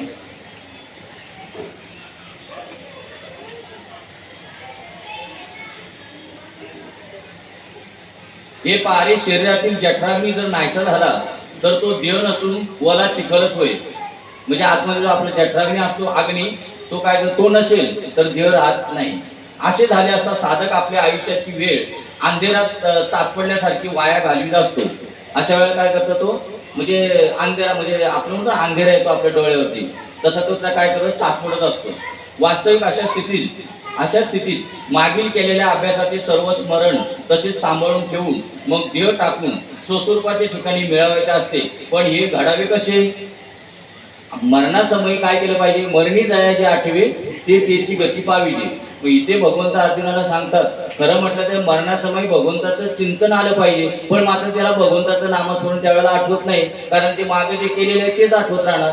म्हणून ते म्हणतात हे आलं, कोणतरी आलं, कारण त्याला तेच आठवतं मागे काय काय केलेलं ते. काही माणसं बघा कशी चॅप्टर आहेत. एक म्हातारं मरण्याच्या स्थितीवर आलं बरं का, तर पोरांना माहित होतं ह्याने कधी आयुष्यात कधी काही नाव घेतलेलं देवाचं नाही, पण हे ज्ञानेश्वरी मात्र त्यांनी ऐकली होती पोरांनी जाता जाता कुठंतरी. तेव्हा म्हणजे बाबाला काय करायचं, आपण शेवटच्या क्षणाला तरी भगवंताचं नाव येऊ दे त्याच्या मुखामध्ये. म्हणून त्यांनी काय केलं माहितीये का, ते वासरू असतं एक वासरू, आणि ते झाडू आहे त्याच्या समोर ठेवली त्यांनीच, म्हणजे त्याला नकळत. हा, आणि ते वासरू काय करायला, ते झाडू आहे ना ते काय करायला असं तोंडाने चावायला लागलं. तर हे कधीपासून पोरं ते बघताय बरं का, आणि ते म्हाताऱ्याचं परत लक्ष तिथे गेलं बरं का. तर तिकडून ते मात्र काय बोलतो माहिती, अरे पोरांनो तुम्हाला काही कळतं की नाही, तुम्हाला काही कळतं की नाही, ते वासरू कधीपासून ते झाडू चाटून खातंय बघा. पण ह्यांना म्हणायचं, ह्याला काय म्हणायचं होतं, मुलांना काय म्हणायचं, कमीत कमी एवढं तरी म्हणन की ते वासरू कधीपासून किरसुनी खातंय, म्हणजे कमीत कमी केशव माधव आपण जसं म्हणतो के तरी येईल ना त्या अक्षरामध्ये, पण ते केरसुनी नाही म्हटलं, ते काय म्हटलं, झाडू कधीपासून खातंय बघा. कमीत कमी केरसुनी जरी म्हटलं असतं तर केशव वगैरे केशव म्हटल्यासारखं तरी झालं असतं, पण ते केरसुनी म्हणत नाही. आता एक मन जाऊ दे, उपाय करतात बरं का, जाता जाता एकदा तरी नाव येईल भगवंताचं. मग त्यांनी काय केलं, एक धान्याचं पोतच समोर आणून ठेवलं, आणि त्या पोत्याला काय केलं माहितीये का, थोडासा होल पाडला, आणि मग काय झालं, होल पाडला की मग ते सगळं गळतंय ना खाली. ते म्हणलं की परत हे बाजूला झाली पटकन, आणि त्या म्हाताऱ्याचं परत लक्ष गेलं. तर ते म्हाताऱ्या पोरांना ओरडून काय सांगतो माहितीये का, अरे पोरांनो ते पोतं फाटले, त्याच्यातून धान्य जातंय, त्या पोत्याला टाचा. अरे मुलांना वाटलं कमीत कमी शिवा म्हणून, पण ते लई चाप्टर, ते म्हणलं पोतं टाचा, पण काय शिवा म्हणलं नाही. अशी चाप्टर माणसं कशी काय, कारण ते चाप्टर म्हणा नाही हो, ते आयुष्यभर जे केलेलं नाही संसार प्रपंच वगैरे तोच आठवणार ना त्यांना. ते हे कधी आठवणार, शिवा म्हणा किंवा केशव म्हणा, केशव आठवायचे त्यांना. असं आता कसं त्यांचा आता म्हणजे बेडापार कसा होणार सांगा बरं. बरं आता आपण कुठे आलो होतो ते सांगा बरं. बाबा आले ना आता समोर, त्यामुळे आता ते आपलं जरा थोडस बरं चालेल तसं. हा हे पारे हे पारे शरीरातील जठराग्नी जर नाहीसा झाला तर तो देह नसून वला चिखलत वय अशी झाले असतात. साधक आपल्या आयुष्याची वेळ अंधेरात चाचपडल्यासारखे वाया घालीत असतात. म्हणजे काय केलं, ती वेळ खरं म्हटलं तर ती स्मरण करण्याची असते, पण काय करतात ते चाचपडत असतात अंधारात. म्हणजे काय केलं, आतापर्यंत जे केलेलं आहे ते चाचपडतं, म्हणजे मी काय काय केलं ते आठवत असतं. ऍक्च्युअली आठवायचं असतं त्या वेळेला भगवंताचं नामस्मरण, पण काय त्यावेळेला ते आठवत नाही. वास्तविक अशा स्थितीत मागील केलेल्या अभ्यासाचे सर्व स्मरण तसेच सांभाळून ठेवून, म्हणजे मागील जे स्मरण केलेले ते तसंच ठेवून मग देह टाकून स्वस्वरूपाच्या ठिकाणी मिळवायचे असते.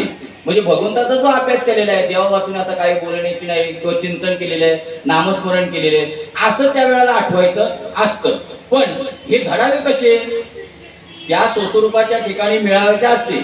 स्वस्वरूपा ठिकाणी मिळायचं जर असेल आपल्याला, तर शेवटच्या क्षणाला त्याने काय केलं पाहिजे, भगवत स्वरूप होण्यासाठी जे चिंतन केलेलं असतं ते आठवायचं असतं. पण होतं काय, कारण त्यावेळेस तर त्या देहातील कपाच्या चिखलात चेतनात बुडून गेलेली असते. ते कप जो असतो त्याच्यामध्ये ती चेतना आहे, की त्याच्यामध्ये काय झालेली बुडून. चेतना म्हणजे आपल्याला जी चेतन देणारी, आपल्याला जी बोलवणारी चालवणारी ती चेतना काय झालेली, त्या कपामध्ये काय झालेली असते, बुडून गेली असते. कपामध्ये चायच्या कपात नाही, कप. त्यामुळे त्याचे मागील व पुढील गोष्टींचे स्मरण राहत नाही. म्हणून मरणापूर्वी जो योगाभ्यास केला, म्हणून ही ओवी आहे, ते मरणा आईलीकडे मग मिळून गेले पुढे, मग मरणे अनेकीकडे जातील गेले. असे जे असतात, म्हणजे फक्त भगवंत आहे की भगवंत जे असतात त्यांना मी अगोदरच तिथं त्या स्वस्वरूपाला पोहोचवलेलं असतं.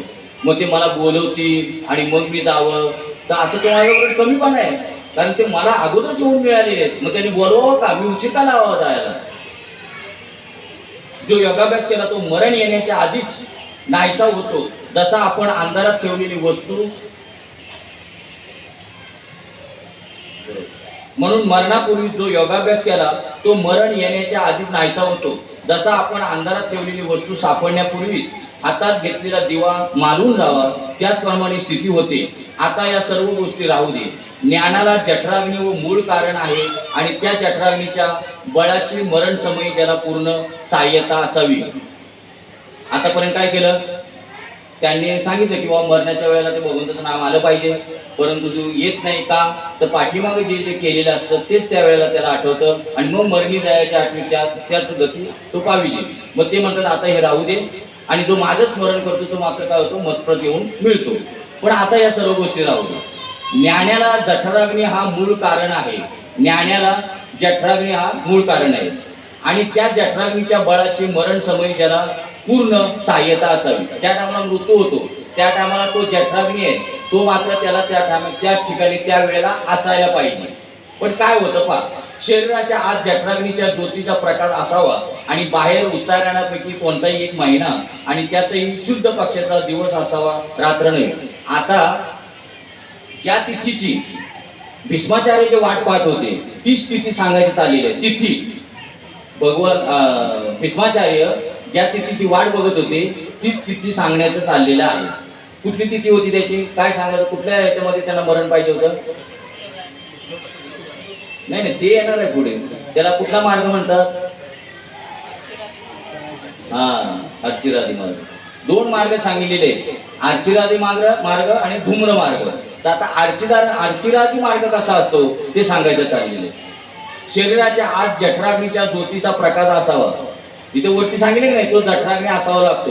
मग मरणाच्या वेळेला तो जठराग्नी काय तो आतमध्ये प्रकाशित असावा आणि बाहेर उतारण्यापैकी कोणताही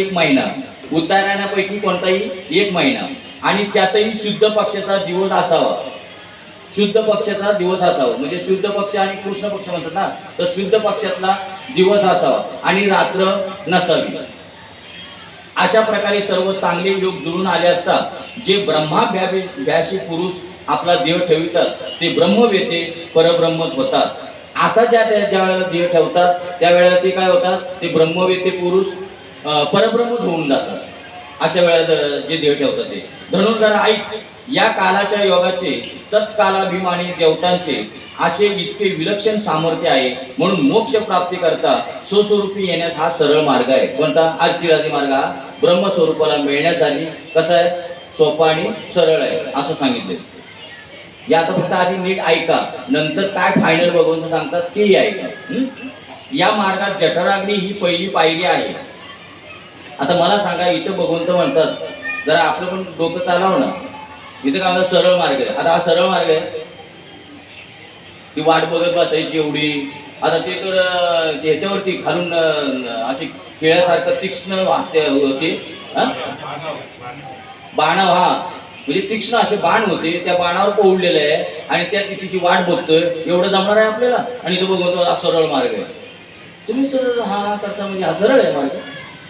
मी म्हटलं नाही तर सरळ मार्ग, तुम्ही बाणा हलवल्या, मग सरळ आहे. आपल्याला जमणार आहे का एवढं सांगा बरं मला. या मार्गात जठराग्नी ही पहिली पायरी आहे. या मार्गामध्ये कुठल्या अर्चिरादी मार्गामध्ये पहिली जठराग्नी म्हणजे जठराग्नी फुल प्रफुल्लित असला पाहिजे. मग आता असं का आपल्या त्या वेळेला आपलं सगळं जर मागचं जर आठवत त्याच्यातच अर्धा निघून जाईल तो जठराग्नी. पेटलेला विजत आपला मागच सांगितलं ना, ते पित्ताशय ज्याला झालेला असेल त्याच्यामध्ये तो डुबून जातो. अग्नीचे सतेज पण या मार्गात जठराग्नी ही पहिली पायरी आहे. अग्नीचे सतेज पण ज्योतिस्वरूप ही दुसरी पायरी आहे. दिवस ही तिसरी पायरी आहे.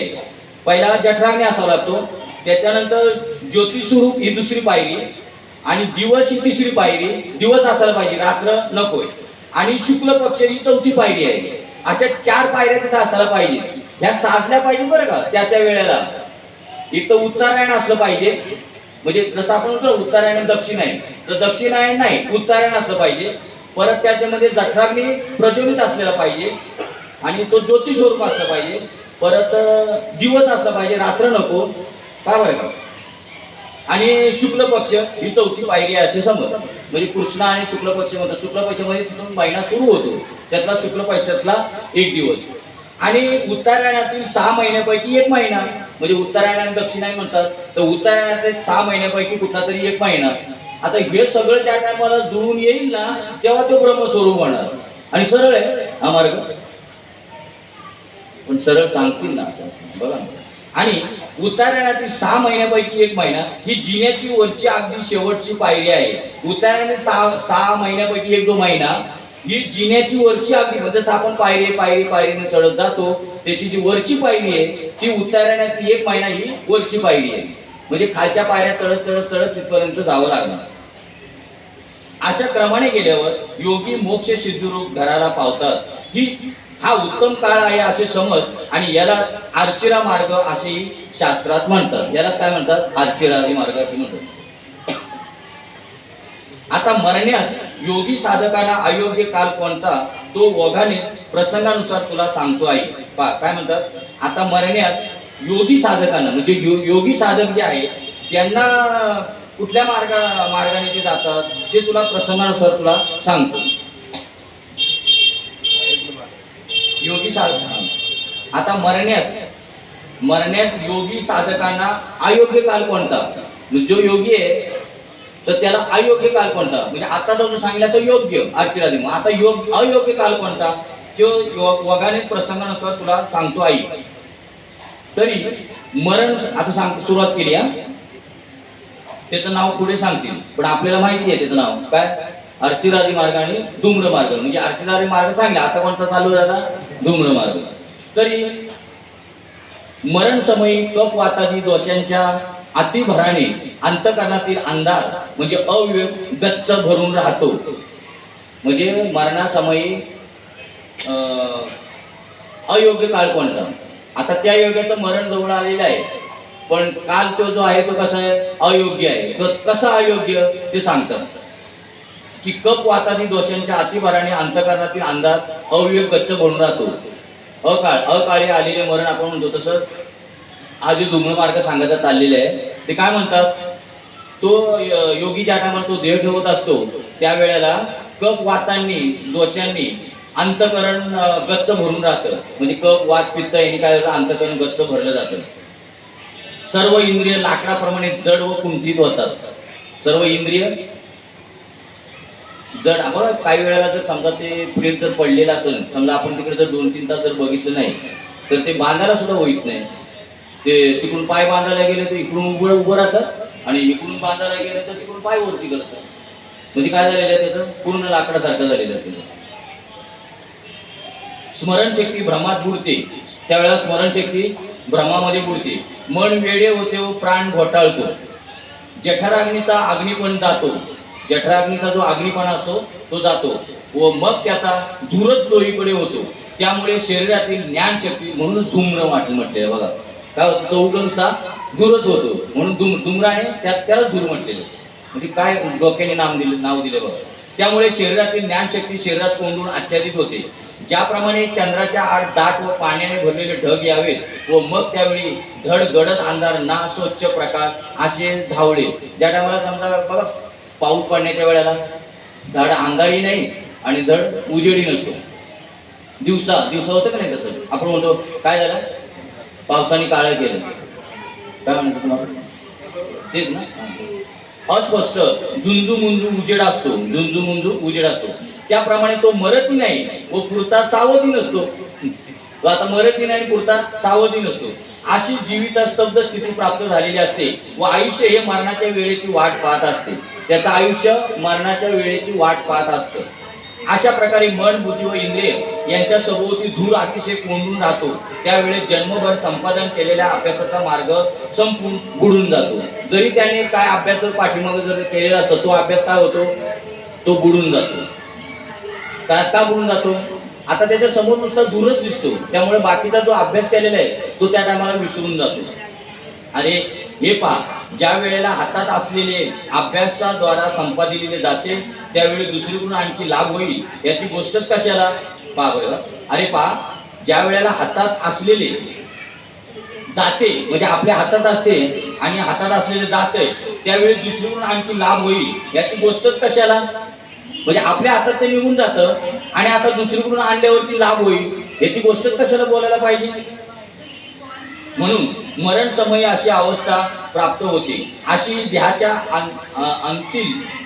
आतील स्थिती असून बाहेर कृष्ण पक्षाचा 15 असतो. आता या आतील स्थिती सांगितली की कफ वात पित्त होतं, जठराग्नी त्याचा मंद होत जातो आणि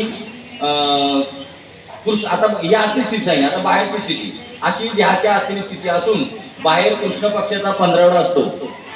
जसा इकडे काय सांगितलंय शुक्ल पक्षाचा, तसा इकडे कृष्ण पक्षाचा 15 असतो व त्यातही रात्र. इकडे दिवस सांगितले आणि इकडे रात्र. म्हणजे अयोग्य काळ सांगितलेला आहे ते, म्हणजे अयोग्य काळ कसं. आणि दक्षिणायातील 6 महिन्यापैकी एक महिना हे प्राप्त होतात. इकडे उत्तरायणातील 1 महिना आणि इकडे दक्षिणायातील 1 महिना. हे जन्म मरणाच्या फेऱ्यात वारंवार पाडणारे सर्व योग ज्यांच्या मरण समयी एके ठिकाणी जुळून येतात, त्यांच्या कानी स्वरूप सिद्धिरूप मोक्ष प्राप्तीची गोष्ट कुठून पाडणार? हे जन्म मरणाच्या, म्हणजे आतापर्यंत सगळे जन्म मरणाच्या वेळेतूनच फिरत आलेले आहे. तर यांच्या मरणाच्या समयी यांना, म्हणजे आतापर्यंत सगळं काय केलं, सगळं संसारच केलेलं आहे. तर मरण समयी माझं नाव येईल का? भगवंत अर्जुनाला सांगतात. त्याच्या कानी तरी स्वरूप सिद्धी मोक्ष प्राप्तीची गोष्ट कुठून असणार? अशा वेळेवर ज्याचे ध्यावसन होते त्याला तो योगी असल्यामुळे चंद्र लोकापर्यंत जाणे घडते. काय होतं, असं जरी मरण आलं तरी काय होतं, त्याने योग पाठीमागे योगाचा अभ्यास केलेला आहे ना, म्हणून त्याला काय होतं, एक जन्म मिळतो, चंद्र लोकापर्यंत तो जातो. म्हणजे डायरेक्ट त्याला पशु पक्षीची योनी जी असते आपल्याला मिळते, आपल्या सर्वसामान्यांना, तशी मात्र त्याला ती मिळत नाही, कारण योगाचा अभ्यास त्यांनी केलेला असतो. मग तेथून तो माघारा फिरून जन्म मरणाच्या फेऱ्यात पडतो. पण काय उपयोग, चंद्राला जातो आणि परत काय करतो, परत जन्म मरणाच्या फेऱ्यात पडतो. हे अर्जुना, आम्ही मरणास अकाळ म्हणजे अयोग्य काळ म्हणून जो म्हटला तो हाच असे समज. मी जे मागे म्हटलं होतं की अकाळ म्हणजे त्या योग्याच्या मरणाच्या वेळी अकाळ म्हणजे अयोग्य काळ का म्हटलं होतं, तर असं त्याला मरणाच्या वेळेला अशी स्थिती होते, म्हणून मी त्याला काय म्हटलेलं, अकाळ म्हटलेलं. तो हाच असे समज. तसेच जन्म मरण रूपी भावास नेणारा धूम्र मार्ग तोही हाच आहे. म्हणजे आता यात सांगितलं, कुठला मार्ग सांगितला, धूम्र मार्ग. पहिला मार्ग अर्चिरादी आणि आताचा धूम्र मार्ग.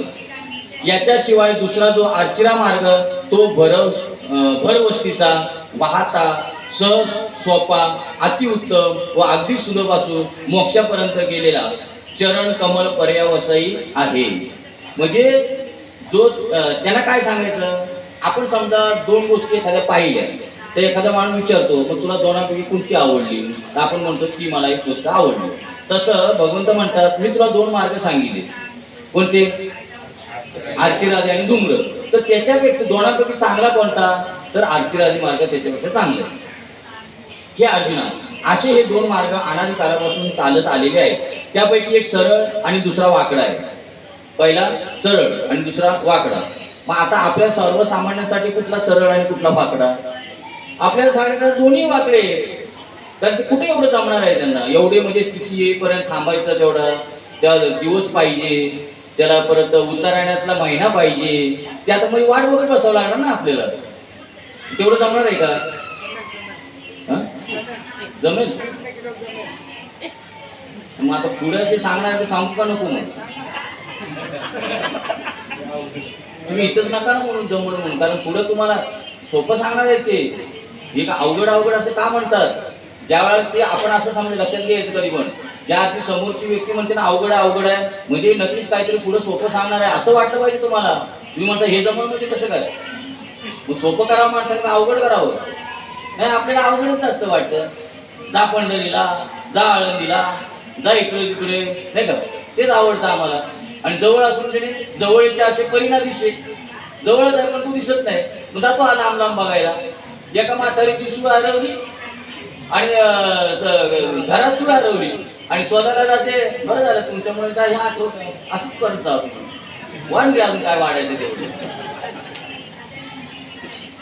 सुई हरवली आणि रस्त्यावरती उजेड आहे म्हणून शोधायला गेली तिथे, ते दिव्याखाली.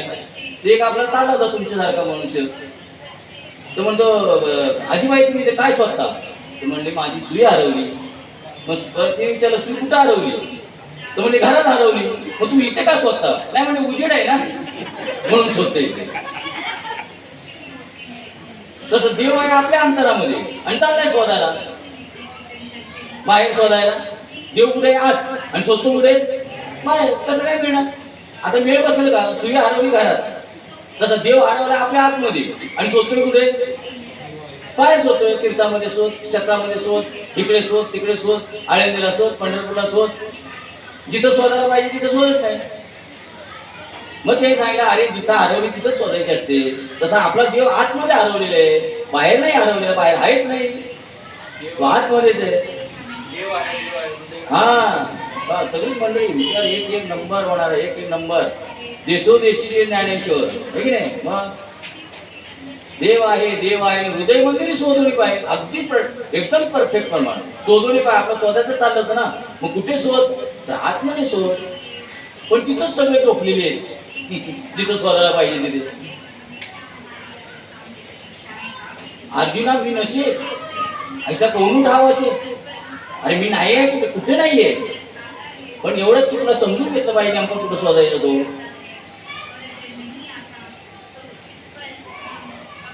हे अर्जुना, हे असे दोन मार्ग अनादी कालापासून चालत आलेले आहेत. त्यापैकी एक सरळ आणि दुसरा वाकडा आहे. म्हणून ते तुला मुद्दाम बुद्धी परस्पर दाखवले आहे.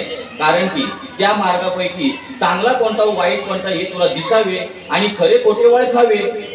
तुला मी दोन मार्ग का सांगितले, की खरा कोणता खोटा कोणता हे तुला कळावं म्हणून मी सांगितले.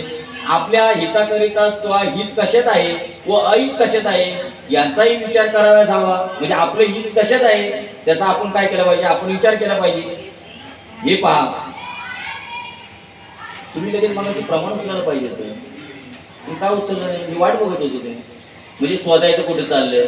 शोधिशी मानवा राऊळी मंदिरी, शोधिशी मानवा रावळी मंदिरी, नांदतो देव हा आपुल्या मंदिरी. शोधिशी मानवा रावळी मंदिरी, शोधिशी मानवा रावळी मंदिरी.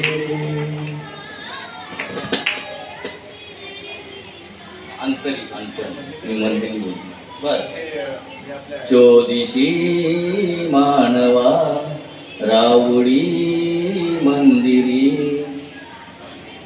नांदतो केवळा आपुल्या अंतरी.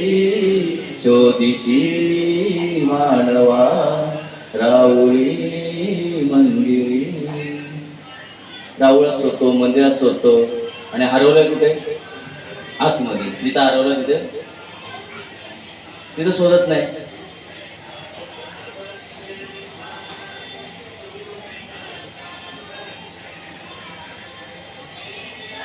हा, तुझं हित कशात आहे ते तुला कळावंच हवं म्हणून मी हे दोन मार्ग तुला सांगितले. हे पहा, उत्तम अशी नाव डोळ्यासमोर दिसत असताही तीत न बसता खोल डोहात कोणी उडी घालील काय. पहा बरं का, उत्तम नाव दिसते आपल्याला, आपलं नाव पलीकडे जायचंय, पण नाव असताना हा काय करतो, डोहामध्ये उडी टाकतो. किंवा ज्ञात असलेला राजमार्ग टाकून कोणाच्या आणि आडमार्गात शिरवेल काय. म्हणजे एखादा राजमार्ग त्याला माहित आहे की हा राजमार्ग आहे, तो सोडून कोण आडमार्गाने जाईल काय. जो विष आणि अमृत ही दोन्ही ओळखतो, विष आणि अमृत दोन्ही ओळखतो, त्याच्याने अमृत टाकवेल काय. त्याला कळलेलं आहे हे विष आहे आणि हे अमृत आहे, मग तो काय विष घेणार आहे का, तो अमृतच घेणार आहे. त्याप्रमाणे जो सरळ मार्ग पाहतो तो आडमार्गाला जाणार नाही. म्हणून प्रथम खऱ्या खोट्यांची चांगली पारख करावी. अशी पारख झाली म्हणजे मग तो केव्हाही संकटात पडत नाही. मी तुला दोन मार्ग का सांगितले, की तुला खऱ्या खोट्याची पारख कळावी म्हणून तुला हे दोन मार्ग सांगितले. अकाली देह पडणार नाही असा विचार केला नाही तर संकटात्मक मरण समयी या मार्गाचा घोटाळा होण्याची मोठी भीतीच आहे.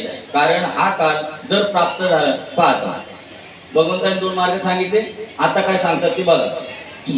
हा असाच विचार केला नाही तर संकटात्मक मरण समयी या मार्गाचा घोटाळा होण्याची भीती मोठी भीतीच आहे. कारण हा काल जर प्राप्त झाला नाही तर ज्या हेतूने जन्मभर अभ्यास केला तो हेतू व्यर्थ जाईल. मी तुला मार्ग सांगितला खरा, पण तो मार्ग जर तुला प्राप्त झाला नाही तर काय होईल. तू जो जन्मभर अभ्यास केलेला आहे तो काय होईल, तुझा व्यर्थ जाईल. म्हणजे बघा, जसं की शाळेत मुलांना परीक्षा असताना वर्षभर शिकवलं जातं, हा, आणि पोरांना सांगितलं की बाबा आता परीक्षा आलेली आहे, पण परीक्षा आलेली आहे पण तुम्ही परीक्षा देणारच बरं का. शिक्षकाने अगोदर सांगितलं परीक्षा देणार, पण तुम्ही नापास होणार. मग ती मुलं अभ्यास करतील काय? ते म्हणतील जर नापास होत असेल तर मग अभ्यास करायचाच कशाला. तसं आता अर्जुन म्हणेल आता देवाला की म्हणे तू सांगतो जे असं करायला सगळं आणि तर तू म्हणतो मी नापास होणार आहे, मग मी अभ्यास का करू. अरे अर्चिरा मार्ग चुकला आणि तो योगी अकस्मात धूम्र मार्गात पडला तर जन्म मरणाच्या अनर्थ परंपरेत जुंपला जाऊन त्यास फिरतच राहावे लागते. बघ, जर तो मार्ग चुकला तर त्याला परत जन्म मरणाच्या राहटगाड्यामध्ये मग काय सांगायची गरज होती सांगा बरं मला. एवढा अभ्यास करायचा आणि डायरेक्ट सांगून टाकतात, शिक्षकच सांगतात तू नापास होणार, आणि मग कशाला अभ्यास करायचं. मग नापास जर होणार आहे तर करायचंच नाही ना मग अभ्यास. अशी मोठाली संकटे पाहून ती एकदा कशाने दूर होती याचे ज्ञान व्हावे म्हणून दोन्ही योग मार्गाचे चांगले स्पष्टीकरण करून तुला सांगितले. तर एका मार्गाने योगी ब्रह्मस्थिती रूप मोक्षाला जातो आणि दुसऱ्या एका मार्गाने पुन्हा जन्म मरणाच्या फेऱ्यात पडतो. परंतु देहावसनांच्या वेळेस दैववशात ज्याला जो मार्ग प्राप्त होईल तो खरा. देहावसनाच्या वेळेस ज्या टायमाला देव पडतो त्या वेळेला जो खरा मार्ग प्राप्त होईल, जो प्राप्त होईल तो मार्ग खरा. मग दोन्हीपैकी कुठला होईल हे काय सांगता येणार नाही. दोन्ही मार्ग सांगितले पण मात्र दैववशात तुझ्या दैवाने कुठला मार्ग तुला प्राप्त होईल हे काय सांगता येणार नाही. मग आता सांगता येणार नाही. तू शिक्षकच जर म्हणतोय की तू नापास होशील तर मग आपण का अभ्यास करावा असा प्रश्न पडायलाच पाहिजे ना. मग तो अभ्यास कसा करायचाच कशाला. ठीक आहे तुला दुसरा अभ्यास सांगतोय. म्हणजे भगवंत म्हणतात अर्जुना मरणकाली अर्चिरा मार्ग भागास येतो का धूम्र मार्ग येतो हे अनिश्चित आहे असे पाहून अर्जुन खिन्न झाला. भगवंत जर स्वतः म्हणतात की हा अभ्यास केला समजा आणि अभ्यास केल्याने मरणाच्या समय जर तो अभ्यास तुझ्या जर कामाला येणार नाहीये, तू त्याच्यामध्ये पास होणार नाही. मग आता खिन्न झाला. बरोबर मुलं म्हणतात वर्षभर मी अभ्यास केला आणि शिक्षकच म्हणतात तुम्ही नापास होणार, मग त्या मुली नाराज होणार. अर्चिरा मार्गाने ब्रह्मस्थिती प्राप्त होईल असे म्हणणे व्यर्थ आहे. कारण अकस्मात प्रारब्धवशात कोणत्या वेळेस काय प्राप्त होईल कोणास ठाऊक. भगवंतच म्हणतात तुला प्रारब्धवशामध्ये कोणता मार्ग मिळणार आहे तू कोणास ठाऊक ते न कळे, म्हणून ही गोष्ट राहू द्या. बघा ते काय म्हणतात या आता दोन्ही मार्ग आहेत ना ते राहू दे. आता मी तुला त्याच्यावरती तुला काय पर्याय सांगतात. तर आता देव राहो अथवा जावो आम्ही केवळ ब्रह्मच आहोत असा ज्ञानांचा दृढ बोध असतो. ज्ञानी जो असतो तो कसा असतो देह जावो अथवा राहो, पण त्या बोधावरती तो कसा असतो स्थिर असतो. देह माझा जावो किंवा राहो. पाहता काय सांगतात देह राहो अथवा जावो असा आणखी काय प्रमाण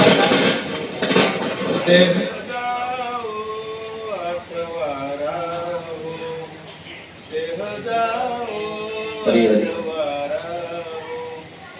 पांडुरंगी दृढ भावो पांडुरंगी दृढ भावो देह जावो अथवा राहो देह जावो अथवा राहो चरण सोडी सर्वता चरण सोडी सर्वता आन तुझी पंढरीनाथा पंढरीनाथा देह जावो अथवा राहो देह जावो अथवा राहो. तुमचा आवाज ऐकायचा होता म्हणून तुम्हाला म्हटलं हे म्हणा, नाही तर हे प्रमाणित आहे देव जावो अथवा राहो. किती छान आहे, गोड आवाज आहे. तल्लीन होतो माणूस असून. तर आता देह राहावं अथवा जावो आम्ही केवळ ब्रह्मच आहोत असा ज्ञानांचा दृढबोध असतो. कारण दोरीवरील भासलेला सर्पाचा सर्पपणा अधिष्ठान दोरीच्या दृष्टीने मिथ्याच आहे. दोरीवर भासलेला सर्पपणा कसा आहे, सर्प तो खरा आहे का खोटा आहे. खोटा आहे. म्हणजे खोटा का नाही म्हटलं, मिथ्याच का म्हटलं.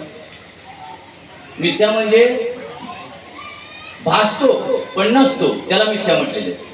खोटं काय म्हणजे नाहीच आहे म्हणून खोटं म्हटलेलं आहे. तसं नाही ना, पण आपल्याला दिसतो ना, म्हणजे तिथं भासतो ना, म्हणून मिथ्या शब्द वापरलाय शास्त्राने. आपल्यावर लाटा येतात किंवा नाहीशा होतात तेव्हा मला तरंगपणा आहे किंवा नाही याचा पाण्याला कधी भास होतो काय? तरंग म्हणजे लाटा येतात आणि जातात, पाण्याला कधी त्याचा भास होतो का? नाही. तर कारण ते केव्हाही पाहिले तरी जसेच्या तसे पाणीच कायम असते. जरी लाटा आल्या लाटा गेल्या तरी काय येते? पाणीच असतं. ते पाणी लाटा उत्पन्न झाल्यामुळे जन्म पावत नाही किंवा लाटा नाहीशा झाल्यावर ते मरण पावत नाही. लाटा त्याच्यावर उत्पन्न झाले तरी ते पाणी काय मरण पावत नाही, आणि लाट समजा मेली तर पाणी काय मरत नाही. पुन्हा ते पाणी लाटा उत्पन्न झाल्यामुळे जन्म पावत नाही. म्हणजे लाटा उत्पन्न झाली की मग ते पाणी काय होतं? पाणी जन्मला असं म्हणतो का आपण? लाट उत्पन्न झाल्यावर नाही. किंवा लाटा नाहीशी झाल्यावर ते मरण पावत नाही. लाटा नाहीशी झाली मग आपण म्हणतो का ते पाणी मेलं? पाणी जसं आहे तसं आहे, फक्त काय केलेलं आहे? वाऱ्यामुळे ते लाट आली आणि लाट गेली. तसं ब्रह्मचैतन्य आहे तसं आहे, पण काय झालेलं आहे? मायेमुळे त्याच्यावरती देह येतात आणि देह जातात. त्याप्रमाणे जे देही ध्यात राहुनी ब्रह्मरूप झाले, हे ध्यात असतानाच ते ब्रह्मरूप झालेले आहे. म्हणजे मला ध्यात असतानाच जे ब्रह्मरूप झालेले आहेत ते कसे? याची देही याची डोळा भोगू मुक्तीचा सोहळा. या ध्यात असताना त्यांनी मुक्तीचा सोहळा त्यांनी तो भोगून घेतलेला असतो. त्यामुळे आता ते मला मृत्यू आला का काय आला हे तर त्यांना भान नाहीये, कारण ज्यावरची त्यांची आसक्ती पूर्ण केलेली आहे. मी ब्रह्मरूपच आहे. देव तुकाराम महाराज म्हणतात नाही, रामदास स्वामी, देहबुद्धीची आत्मबुद्धी करावी, देहबुद्धीची आत्मबुद्धी करावी आणि सदा संगती सज्जनांची करावी. म्हणजे आता काय झालेलं आहे? देहबुद्धी एकदा काय केली त्यांनी? आत्मबुद्धी केलेली आहे. म्हणजे आता देह मी नाही हे संपलेलं आहे आणि तिथं आता केवळ काय आहे? मी आत्मा आहे. बरोबर आहे? असं त्यांचं झालेलं आहे. त्यांच्यावर काय त्यांच्या देह गेला का राहिला ह्याचं त्यांना भान नाही. देहबुद्धीची आत्मबुद्धी करावी. पण आपण मात्र काय केलं पाहिजे? हे कधी करणार? संतांची संगती केली पाहिजे, तेव्हा आपलं तसं होणार. आणि हे तर जे सांगितलंय ते साधू संतांच्या बद्दल सांगितलेले, आणि हे सामान्यांसाठी तुमच्या आमच्यासाठी काय सांगितले? देवबुद्धीची आत्मबुद्धी करावी, पण ती संतांच्या संगतीत गेल्याशिवाय आपल्याला ती आपला दृढ निश्चय होऊ शकत नाही. म्हणून संतांची संगत धरली पाहिजे आपण. आता त्या ब्रह्मवेत्याच्या ठिकाणी देहाचे आडनाव सुद्धा उर्वरित राहत नाही. असा जो ब्रह्मवेत्ता आहे त्याच्या काय झालेलं? देह जावा अथवा राहावा अशी त्याची स्थिती झालेली आहे. त्याचा आता देह म्हणून ह्या आडनावर राहिलेलं शिल्लक नाही. मग असे विचार करून पहा की कोणाच्या वेळेस कशाचा नाश होतो अशी जर स्थिती झाली, तो ब्रह्मस्वरूप झालेला आहे. तर आता इथं कोणाचा नाश होणार आणि कोणाचा नाश नाही? ते पाणीच आहे, लाट नाहीच आहे. लाट हे आपल्या कल्पनेने आपण लाट म्हणलोय, ते पाणीच आहे. मग तिथं कोणाचा नाश होणार आणि कोण जन्माला येणार? जर देश काल इत्यादी सर्व गोष्टी आपणच होऊन राहिला आहे तर मग ब्रह्मप्राप्तीचा मार्गाचा शोध का करावा? देश काल वस्तू भेद मावळला, आत्मा तो निर्वाळाला विश्वाकार. तो स्वतः आत्मस्वरूप झालेला आहे. तर त्याला आता तो आत्मस्वरूप झालेला आहे. म्हणजे तो कसा आहे? देवा नाही रूप देवा नाही गाव असा झालेला आहे. त्याला निर्गुण निराकार आहे. त्याला आता देश काल वस्तू राहिले का? देश काल वस्तू भेद मावळा, हा भेद मावळला आणि आत्मा तो निर्वाळाला विश्वाकार. मग आता देश काल इत्यादी सर्व गोष्टी आपणच होऊन राहिल्या आहे. तो स्वतःच तिथं होऊन राहिलेला आहे, देश काल वस्तू राहिला आहे. तर मग ब्रह्मप्राप्तीच्या मार्गाचा शोध का करावा? सगळं देश काल वस्तू तेच होऊन राहिलाय. मग आता कुठला काळ येईल किंवा काय होईल, कुठल्या देशात मरण येईल याचा विचार करायचा तिला काही गरज आहे का? आता नाही, कारण तेच होऊन राहिले. तो व कोणी कोठे आणि कसे जावे? आकाश कधी कुठं म्हणतं का मी अमुक ठिकाणी जाऊन आलो म्हणून? आकाश म्हणतं का? तसं हा आकाश स्वरूप जे झालेलं आहे तो म्हणेल का मी कुठे गेलो, मी मेलो, किंवा मी आकाश म्हणतं का मी आलो आणि मी गेलो? तसं जो ब्रह्मस्वरूप जो झालेला आहे, आकाश स्वरूप जो झालेला आहे, तो मी मेलो आणि किंवा मी जन्मलो असं म्हणतच नाही. वस्तूशी नाही ठाव, त्या वस्तूला माहीतच नाही की मला जन्म आहे का मरण आहे. आणि ती वस्तू कोण आहे? आपण आहोत. म्हणून आपल्याला जन्म मरण नाही. अरे ज्या वेळेस घट फुटतो त्यावेळेस त्यातील आकाश नीट मार्गाला लागते. नीट मार्गाला लागले तरच महाकाशाला भेटते, नाहीतर चुकते की काय? प्रश्नचिन्ह. आकाश आहे, आकाश त्या माठामध्ये आकाश आहे. मग आता ते काय झालं? घट फुटला तो. मग आता असं म्हणता येईल का की त्या आकाशाला जाऊन मिळालं असं म्हणता येणार आहे का? कारण ते मिळालं असं म्हणताच येणार नाही. ते आकाश स्वरूपच आहे. तसा हा जीव ब्रह्मस्वरूपच आहे. मग तो जन्माला आला आणि मेला म्हणणं ही काय भ्रांती आहे, हा भ्रम आहे आपला. आणि ज्यावेळेस घट फुटतो त्यावेळेस तिथलं आकाश नीट मार्गाला लागते. नीट मार्गाला लागले तर मग आकाशाला भेटते, नाहीतर चुकते की काय. ते नीट मार्गाला लागलं आता असं म्हणणं बरोबर आहे का? नाही, कारण ते मार्गालाच आहे, ते आकाश स्वरूपच आहे. फक्त काय केलेलं, तो घटाचा आकार फुटला, तसा ह्या घटाचा आकार फुटला की जीव ब्रह्मस्वरूप झाला. बस. वस्तुस्थिती अशी आहे पहा की त्या घटाचा आकार तेवढा नाहीसा होतो. एरवी हे घटाकाश उत्पन्न होण्याचे पूर्वीपासून उत्पन्न झाल्यावर नाशानंतर रूप मूळचे महाकाश आहे. मग आता जे समजा मठाचा काय घटाचा समजा घट फुटला, बरोबर आहे. मग घटाच्या तो जो कुंभार आहे त्या कुंभाराने त्या घटामध्ये काय कुठला आकाश आणून टाकलं का? काय केलेलं त्यांनी? फक्त काय केलेलं, त्याला त्या मातीला आकार दिला आणि मातीला आकार दिल्यामुळे ऑटोमॅटिक काय झालेलं, ते आकाश त्याच्यामध्ये का त्यांनी टाकलं, पहिलंच होतं. तसं इथे काय म्हणतो पहा, एरवी हे घटाकाश उत्पन्न होण्याच्या पूर्वीपासून उत्पन्न झाल्यावर व नाशानंतर रूप मूळचे महाआकाशच आहे. घटाकाश उत्पन्न झाला तेव्हाही होतं आणि घट फुटला तेव्हाही आकाश होतं. लक्षात आलं? तसं हा देह आपला फुटला म्हणजे मेला तरी ते आहे, आणि हा ज्यावेळेस देह नव्हता तेव्हा सुद्धा ब्रह्मरूप आपण आहोत. देह नसताना सुद्धा आपण ब्रह्मरूप आहोत आणि देह असताना सुद्धा आपण ब्रह्मरूप आहोत. तसं घट असताना सुद्धा आकाशरूप आहे आणि घट नसताना सुद्धा आकाश, म्हणजे एकच आहे. ते आपण असं नाही की बाबा आता तो घट फुटला म्हणून ते आकाश त्या आकाशाला जाऊन मिळालं, असं नाहीये. ते पहिलंच समय आहे, पहिलंच एक रूप आहे, ते वेगळं नाहीये. फक्त तो घट फुटला फक्त. तसे ज्ञानाच्या परिपूर्णतेने मी ब्रह्मच आहे असा आत्मत्वाने अनुभव आलेल्या योग्यात महामार्गाचे संकट पडत नाही. मी ब्रह्मच आहे असं ज्याला झालेलं आहे, तो आता मी त्या मार्गाला जाऊन पोहोचलो असं म्हणण्याचा प्रश्न येत नाही. तर तो त्या मार्गस्थ झाला, म्हणजे तो एकच आहे, तो ब्रह्मस्वरूपच आहे. म्हणजे मी आता त्या ब्रह्मस्वरूपाला जाऊन मिळालो असं सुद्धा म्हणणं तिथं शिल्लक राहत नाही.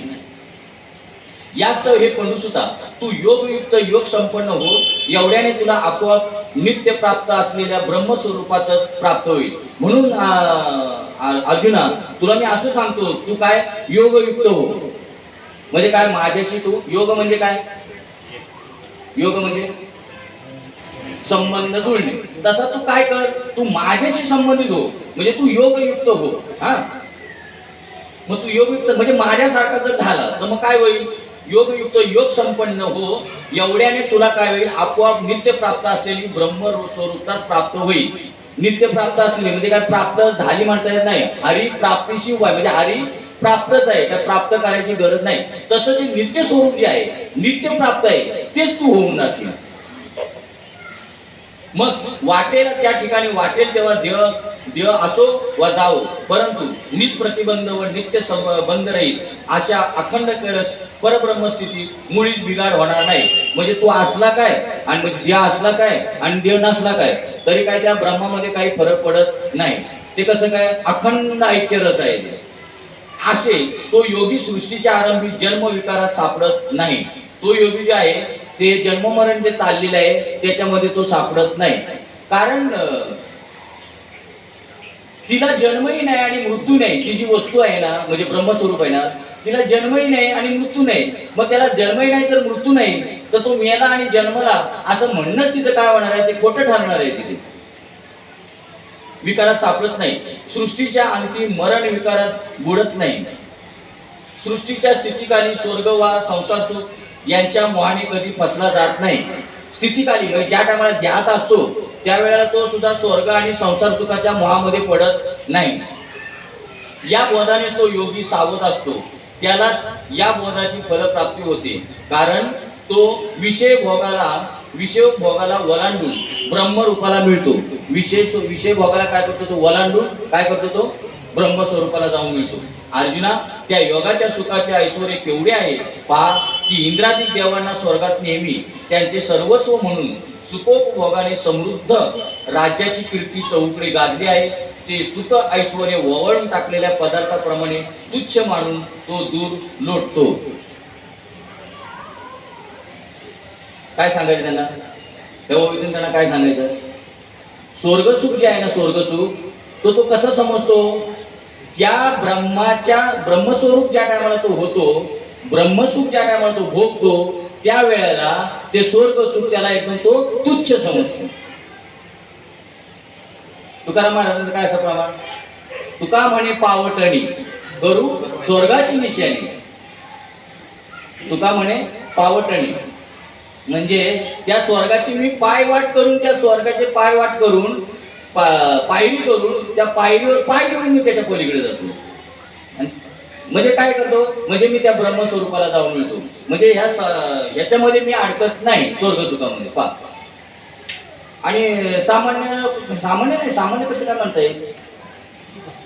म्हणजे मला हे पाहिजे, मी स्वर्गसुख मिळवण्यासाठी यज्ञ करणं, अमुक कर. स्वर्गसुख कधी प्राप्त होतं? यज्ञ करतो तेव्हा.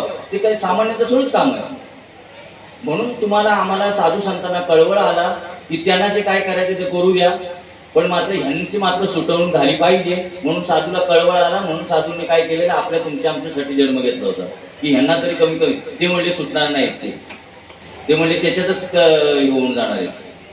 स्वर्गसुख पाहिजे, स्वर्ग यज्ञ करा, अमुक करा, तमुक करा, त्याच्यातच ते अडकून राहणार आहेत. आता हे योगाचे सुख कसे मिळावे असे विचारशील तर कोणाशी जरी वेदांच्या अध्ययनाने मिळणारे पुण्य लाभले अथवा यज्ञ करून त्याने पुण्याचे शेत पिकवले किंवा तप आणि दान करून सर्वस्व पुण्य मिळाले, अशा प्रकारच्या सर्व पुण्याचा मळा जरी फळांच्या भाराने फुलून आला तरी त्या निर्मळ शुद्ध ब्रह्माच्या आनंदाची बरोबरी यापैकी कोणाच्याही करवत नाही. बघा आता जप तप करणाऱ्याने पहा, किंवा योग या विधी करणारे बघा, यज्ञ जप करणाऱ्याने पहा, काय असं जे ब्रह्मसुख आहे ते जर तुला ते कसं मिळेल असं जर तू विचारशील. पहा आता हे योगाचे सुख कसे मिळावे असे जर विचारशील, म्हणजे योगाचे सुख म्हणजे काय? ब्रह्मसुख किंवा आत्मसुख. ते जर तुला असं पाहिजे की हे सुख मला मिळावं असं जर तू विचारशील तर कोणाच जरी वेदांचे, म्हणजे तू जर जो वेदांतचारी आहे त्यांना हे मात्र सुख मिळू शकत नाही. आणि वेदांच्या अध्ययनाने मिळणारे पुण्य लाभले अथवा यज्ञ करून, जे यज्ञ करणार आहेत त्याला सुद्धा यज्ञ करून ज्याने पुण्याचे शेत पिकवले. यज्ञ कशासाठी करतात? पुण्य मिळवण्यासाठी. पुण्य मिळवून कुठे जातात? स्वर्गात जातात. आणि स्वर्गात गेल्यावर परत माघारी येतात. तरी पुण्याची पावटी सवेची इंद्रपणाची उठी उतरे आणि येऊ लागायची माघारी मृत्यू लागा. म्हणजे इथं सुद्धा पुण्य तरी ब्रह्मसुख मिळवण्यासाठी कामाला येते का? नाही. बरं, वेदांताचार्य असेल तो तरी कामाला येईल का? सर्वसुख मिळवून देऊ शकतो का? तर नाही. तेच सांगे बघा, वेदांच्या अध्ययनाने मिळणारे पुण्य लाभले अथवा यज्ञ करून त्याने पुण्याचे शेत जरी पिकवले किंवा तप आणि दान करून सर्वस्व पुण्य मिळाले, अशा प्रकारच्या सर्व पुण्याचा मळा जरी फळांच्या भाराने, अशा पुण्याचा फळाच्या भाराने जरी ते झाड वाकलेलं असलं, भाराने फुरून आला तरी त्या मळा नुसतं झाड नाही, आपण ते मळा म्हणतो ना तसं, तो मळा जरी फळांच्या भाराने फुरून आला तरी त्या निर्मळ शुद्ध ब्रह्माच्या आनंदाची बरोबरी यापैकी कोणाच्याने करवत नाही. जे शुद्ध ब्रह्म म्हणून जे आहे त्याची बरोबरी हे योग याग विधी यज्ञ वगैरे ते करू शकत नाही. जरी वेदांताचार्य असला तरी त्यांना सुद्धा हे सुख तोंडी लावायला सुद्धा मिळणार नाही. बघा माता, मग कोण बागेचे सांगा बरं आता? ते वेदांताचार्य बागेचे का आपण बागेचे? आपल्याला मिळाले की नाही ते तोंडी लावायला? ब्रह्मसुख दिलं का नाही आपल्याला बाबांनी? आणि त्यांना अजून त्या मार्गस्थ आहे मिळण्यासाठी, पण तरी मिळणार नाही त्यांना, हे सांगितलंय. वेदाध्ययन जरी करणारे असले, तप जरी करणारे असले किंवा यज्ञ जरी करणारे असले तरी पण त्यांना हे ब्रह्मसुख मिळणार नाही. जे नित्यानंदाच्या मानाने उपमेच्या ताजव्यात घातले असता कमी असून सुद्धा त्याच्या प्राप्तीकरता वेद यज्ञांनी साधनाची खटपट फार करावी लागते. ते मिळवण्यासाठी वेद यज्ञांनी साधनाची खटपट फार करावी लागते, तरी पण त्यांना मिळत नाही. कारण जप तप कर्म हरिविन धर्म वाऊबाची श्रम व्यर्थ जाय. योग याग विधी येणे नव्हे सिद्धी वायाची उपाधी दंभ. फक्त दांभिक फणा वाढे, मी तप केलं आणि मी तप केलं, तसंच करत राहा, बाकी काय त्याच्या पुढे काय जाऊ नको. स्वर्गसुखाचे वर्णन शास्त्रात जे केले आहे ते असे जे स्वर्गसुख भेटत नाही व संपत्ती नाही, भोगणाऱ्याच्या सर्व इच्छा पूर्ण करीते व जे महासुखाचे ब्रह्मसुखाचे धाकटे भावंडच होय. स्वर्गसुखाला काय भेटलेलं आहे? ब्रह्मसुखाचं धाकटं भावंड आहे. आणि मग धाकटं भावंड त्याच्यापेक्षा लहान आहे. मग आपल्याला काय मिळालं? धाकटं भावंड मिळालं का मोठं भावंड मिळालं? मग श्रेष्ठ कोण? इंद्रदेव का तुम्ही? आपण. पण वाटलं पाहिजे असं, आम्ही दैवाचे दास विठोबाचे किंवा श्रीपादरायाचे. अशाप्रमाणे वरकांती दिसणारे ते सुख व ज्यास अदृष्टाची बैसक आहे, म्हणजे जे मरणानंतरच प्राप्त होते आणि जे 100 यज्ञ करूनही कित्येकांना साध्य होत नाही. पाबर हे जे सुख आहे ते 100 यज्ञ जरी केलेले असले तरी पण त्यांना ते प्राप्त होत नाही. असे जे स्वर्गसुख त्यास योगीश्वर आपल्या दिव्य दृष्टीच्या अटकळीने व कौतुकाने अनुमान करून पाहू लागले असता त्यांना ब्रह्मसुखाच्या पुढे ते स्वर्गसुख वजनाला हलके वाटते. असा जो ब्रह्मवेत्ता जो आहे, ज्यांनी ब्रह्मज्ञान ज्यांनी जाणलेलं आहे, जो ब्रह्मसुख आहे त्याच्या पुढे मात्र स्वर्गसुख काय आहे? वजनाला हलकं आहे. म्हणजे 2 तागडीमध्ये जर टाकलं ब्रह्मसुख आणि स्वर्गसुख, तर स्वर्गसुख काय होणार आहे? त्याच्यापेक्षा वजनाने हलकं राहणार आहे. मग अर्जुना, मग तुम्हाला आपल्याला स्वर्गसुख मिळालं का ब्रह्मसुख मिळालं? तेच आता 9व्या अध्यायामध्ये सांगणार आहे. म्हणून त्याचं आता काय म्हणतात, त्याचा पाया चाललेला आहे ते ज्ञान नाही काय. तरी अवधान एक वेळ दिजे. आता तुम्हाला ते सांगावं लागतं तेव्हा तुम्ही आठवणार आणि मग मी करणार. मग कधी व्हायचंय? मग अर्जुना त्या काय तुम्ही आता काय बोलू? तरी अवधान एक वेळ दिजे. तुम्ही अजून स्वर्गावरच चालली की काय? तरी अवधान एक वेळ दिजे, सर्व सुखाची पात्र होईल. हे सर्व सुख हे आता जे चाललेलं आहे ना, ते हे काय चाललेलं आहे? त्याचा आता पाया चाललेला आहे. मग तुम्हाला सर्व सुख पाहिजे ना, मग ते कसं मिळणार? हे बाकीच्यांना नाही मिळणार बरं का. ज्ञानेश्वर महाराज म्हणतात हे जे आता मी सांगितले ना ते त्यांना मिळणार नाही. पण कोणाला मिळेल? मात्र माझा जो एकदा ऐकतो ना त्यांना मात्र मिळेल बरं का. तरी अवधान एक वेळ दिजे, मग सर्व सुखाशी पात्र होईल. सर्व सुख म्हणजे काय? ब्रह्मसुख, आत्मसुख त्याला म्हटलेलं आहे. सर्व सुख म्हणजे लोक म्हणतील बरं आहे आपल्याला काय नुसतं प्रपंच करायला, माझा आमचा प्रपंच लय भारी झालेलं. मग प्रपंच भारी नाही, परमार्थ करणाऱ्या माणसांना ध्यानात घ्या. तुम्ही परमार्थ करायला जर लागलात तर तुमच्या संसारावरती एवढा मोठा चिरा पडणार आहे. बघा, पटलं तर करा, नाही तर मग करू नका. ते तुम्ही ठरवायचं. कारण आमच्या तुकाराम महाराजांचं म्हणणं आहे की ज्या टायमाला मला ती ब्रह्मप्राप्ती झाली, मला ज्या टायमाला देव प्राप्त झाला, हरी आला घरा, माझ्या घरात हरी आला, पण मात्र माझ्या संसारावर पडे चिरा. मग आता तुम्ही ठरवा काय ते तुम्हाला काय पाहिजे. ते स्वर्गसुख ब्रह्मसुख पाहिजे का तुम्हाला प्रपंचाचं सुख पाहिजे, ते तुम्ही ठरवायचं.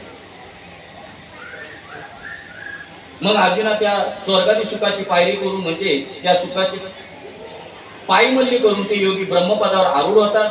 येथून पुढे ज्ञानेश्वर महाराज भगवंताचे वर्णन करतात. ते असे जो भगवान श्रीकृष्ण स्थावर जंगमाचे एक परम भाग्य जो ब्रह्मदेव शंकर यांनाही आराधना करणे योग्य व जो योग्याचे उपभोग घेणे योग्य ऐश्वर्य आहे, जो सर्व कलांची कला म्हणजे कलात्वदाता, जो परमानंदाची केवळ मूर्ती आहे, जो सर्व विश्वातील प्राणी मात्रांचे जीवन आहे, भगवान श्रीकृष्णाचं ज्ञानेश्वर महाराज वर्णन करतात.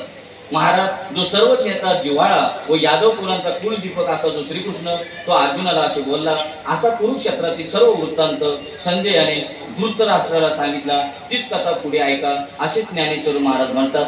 8वा अध्याय इथे आज संपला. कुंडली गवरदेव हरिविठ्ठल श्री ज्ञानदेव तुकाराम पंढरीनाथ भगवान की जय. माऊली ज्ञानेश्वर महाराज, जगद्गुरु संत तुकाराम महाराज, शांती ब्रह्म एकनाथ महाराज, सच्चिदानंद श्रीपाद बाबा की जय. सच्चिदानंद रामदास बाबा की जय. अवधूत चिंतनम श्री गुरुदेव दत्त गोपाल कृष्ण भगवान की जय. बोलो रे भाई सब संतन की जय. आता विश्वात्मके देवे येणे वाग्यन्य तोषावे, तोषो निमत द्यावे पसाय दाने. जे कळांची व्यंकटी सांडो, दया सत्कर्मी वाढो. भूतात परस्परे पडो, मैत्र जीवांचे दुरितांचे तिमिर जाओ. विश्व स्वधर्म सूर्य पाव, जो जे वांजिल तो ते लावो. प्राणिदात वर्षते सकळ मंडळी, ईश्वर नामांची मांडे हरी. अनावर्त मंडळी भेट द्या तरा कल्पतरुचारो चेतना चिंतामणीचे गाव बोलते आर्णव पियुषांचे चंद्रमगे आलंचन मार्दंड तापैन ते सदाई सतर्जन स्वैर्य किंबवना सर्वसुखी लोके पंडित आणि गणपतीचे विशेष लोके दृष्टांतने वाळजे आवई लदान बसाओ येणेवरी ज्ञानदेव सुख्या झाला येणेवरी ज्ञानदेव सुख्या झाला येणेवरी ज्ञानदेव सुख्या झाला हरि ओम शांती शांती शांती. सगळ्यांनी ताट बसा, डोळे झाका, डोळे उघडू नका. तुम्हाला माहिती आहे ना पेंड्याची गोष्ट. पेंड्या पहिले डोळे झाक, अडकला वाकून बघायला लागला. कोणी वाकून बघायचं नाही, डोळे पूर्ण झाकायचे. आपल्या बाबांचं, श्रीपाद बाबांचं स्मरण करायचं, अंतकरणात त्यांना साठवायचं आणि आपण त्यांचं आता भजन सुरू करू. विसरू नको साधका माझ्या श्रीपाद बाबाला, विसरू नको साधका माझ्या रामदास बाबाला, विसरू नको साधका माझ्या श्रीपाद बाबाला, विसरू नको साधका माझ्या रामदास बाबाला, विसरू नको साधका माझ्या श्रीपाद बाबाला, विसरू नको साधका माझ्या रामदास बाबाला, विसरू नको साधका माझ्या श्रीपाद बाबाला, विसरू नको साधका माझ्या रामदास बाबाला, माझ्या श्रीपाद बाबाला, माझ्या रामदास बाबाला, माझ्या श्रीपाद बाबाला, माझ्या रामदास बाबाला, माझ्या श्रीपाद बाबाला, माझ्या रामदास बाबाला, माझ्या श्रीपाद बाबाला, माझ्या रामदास बाबाला, विसरू नको साधका माझ्या श्रीपाद बाबाला, विसरू नको साधका माझ्या रामदास बाबाला, विसरू नको साधका माझ्या श्रीपाद बाबाला, विसरू नको साधका माझ्या रामदास बाबाला, विसरू नको साधका माझ्या श्रीपाद बाबाला, विसरू नको साधका माझ्या रामदास बाबाला, विसरू नको साधका माझ्या श्रीपाद बाबाला, विसरू नको साधका माझ्या रामदास बाबाला.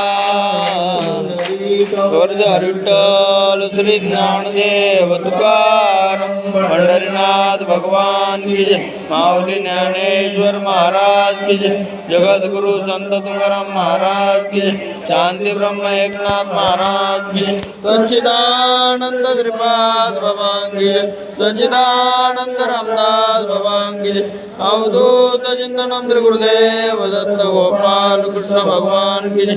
बोलो रे भाई सब संतन की जय.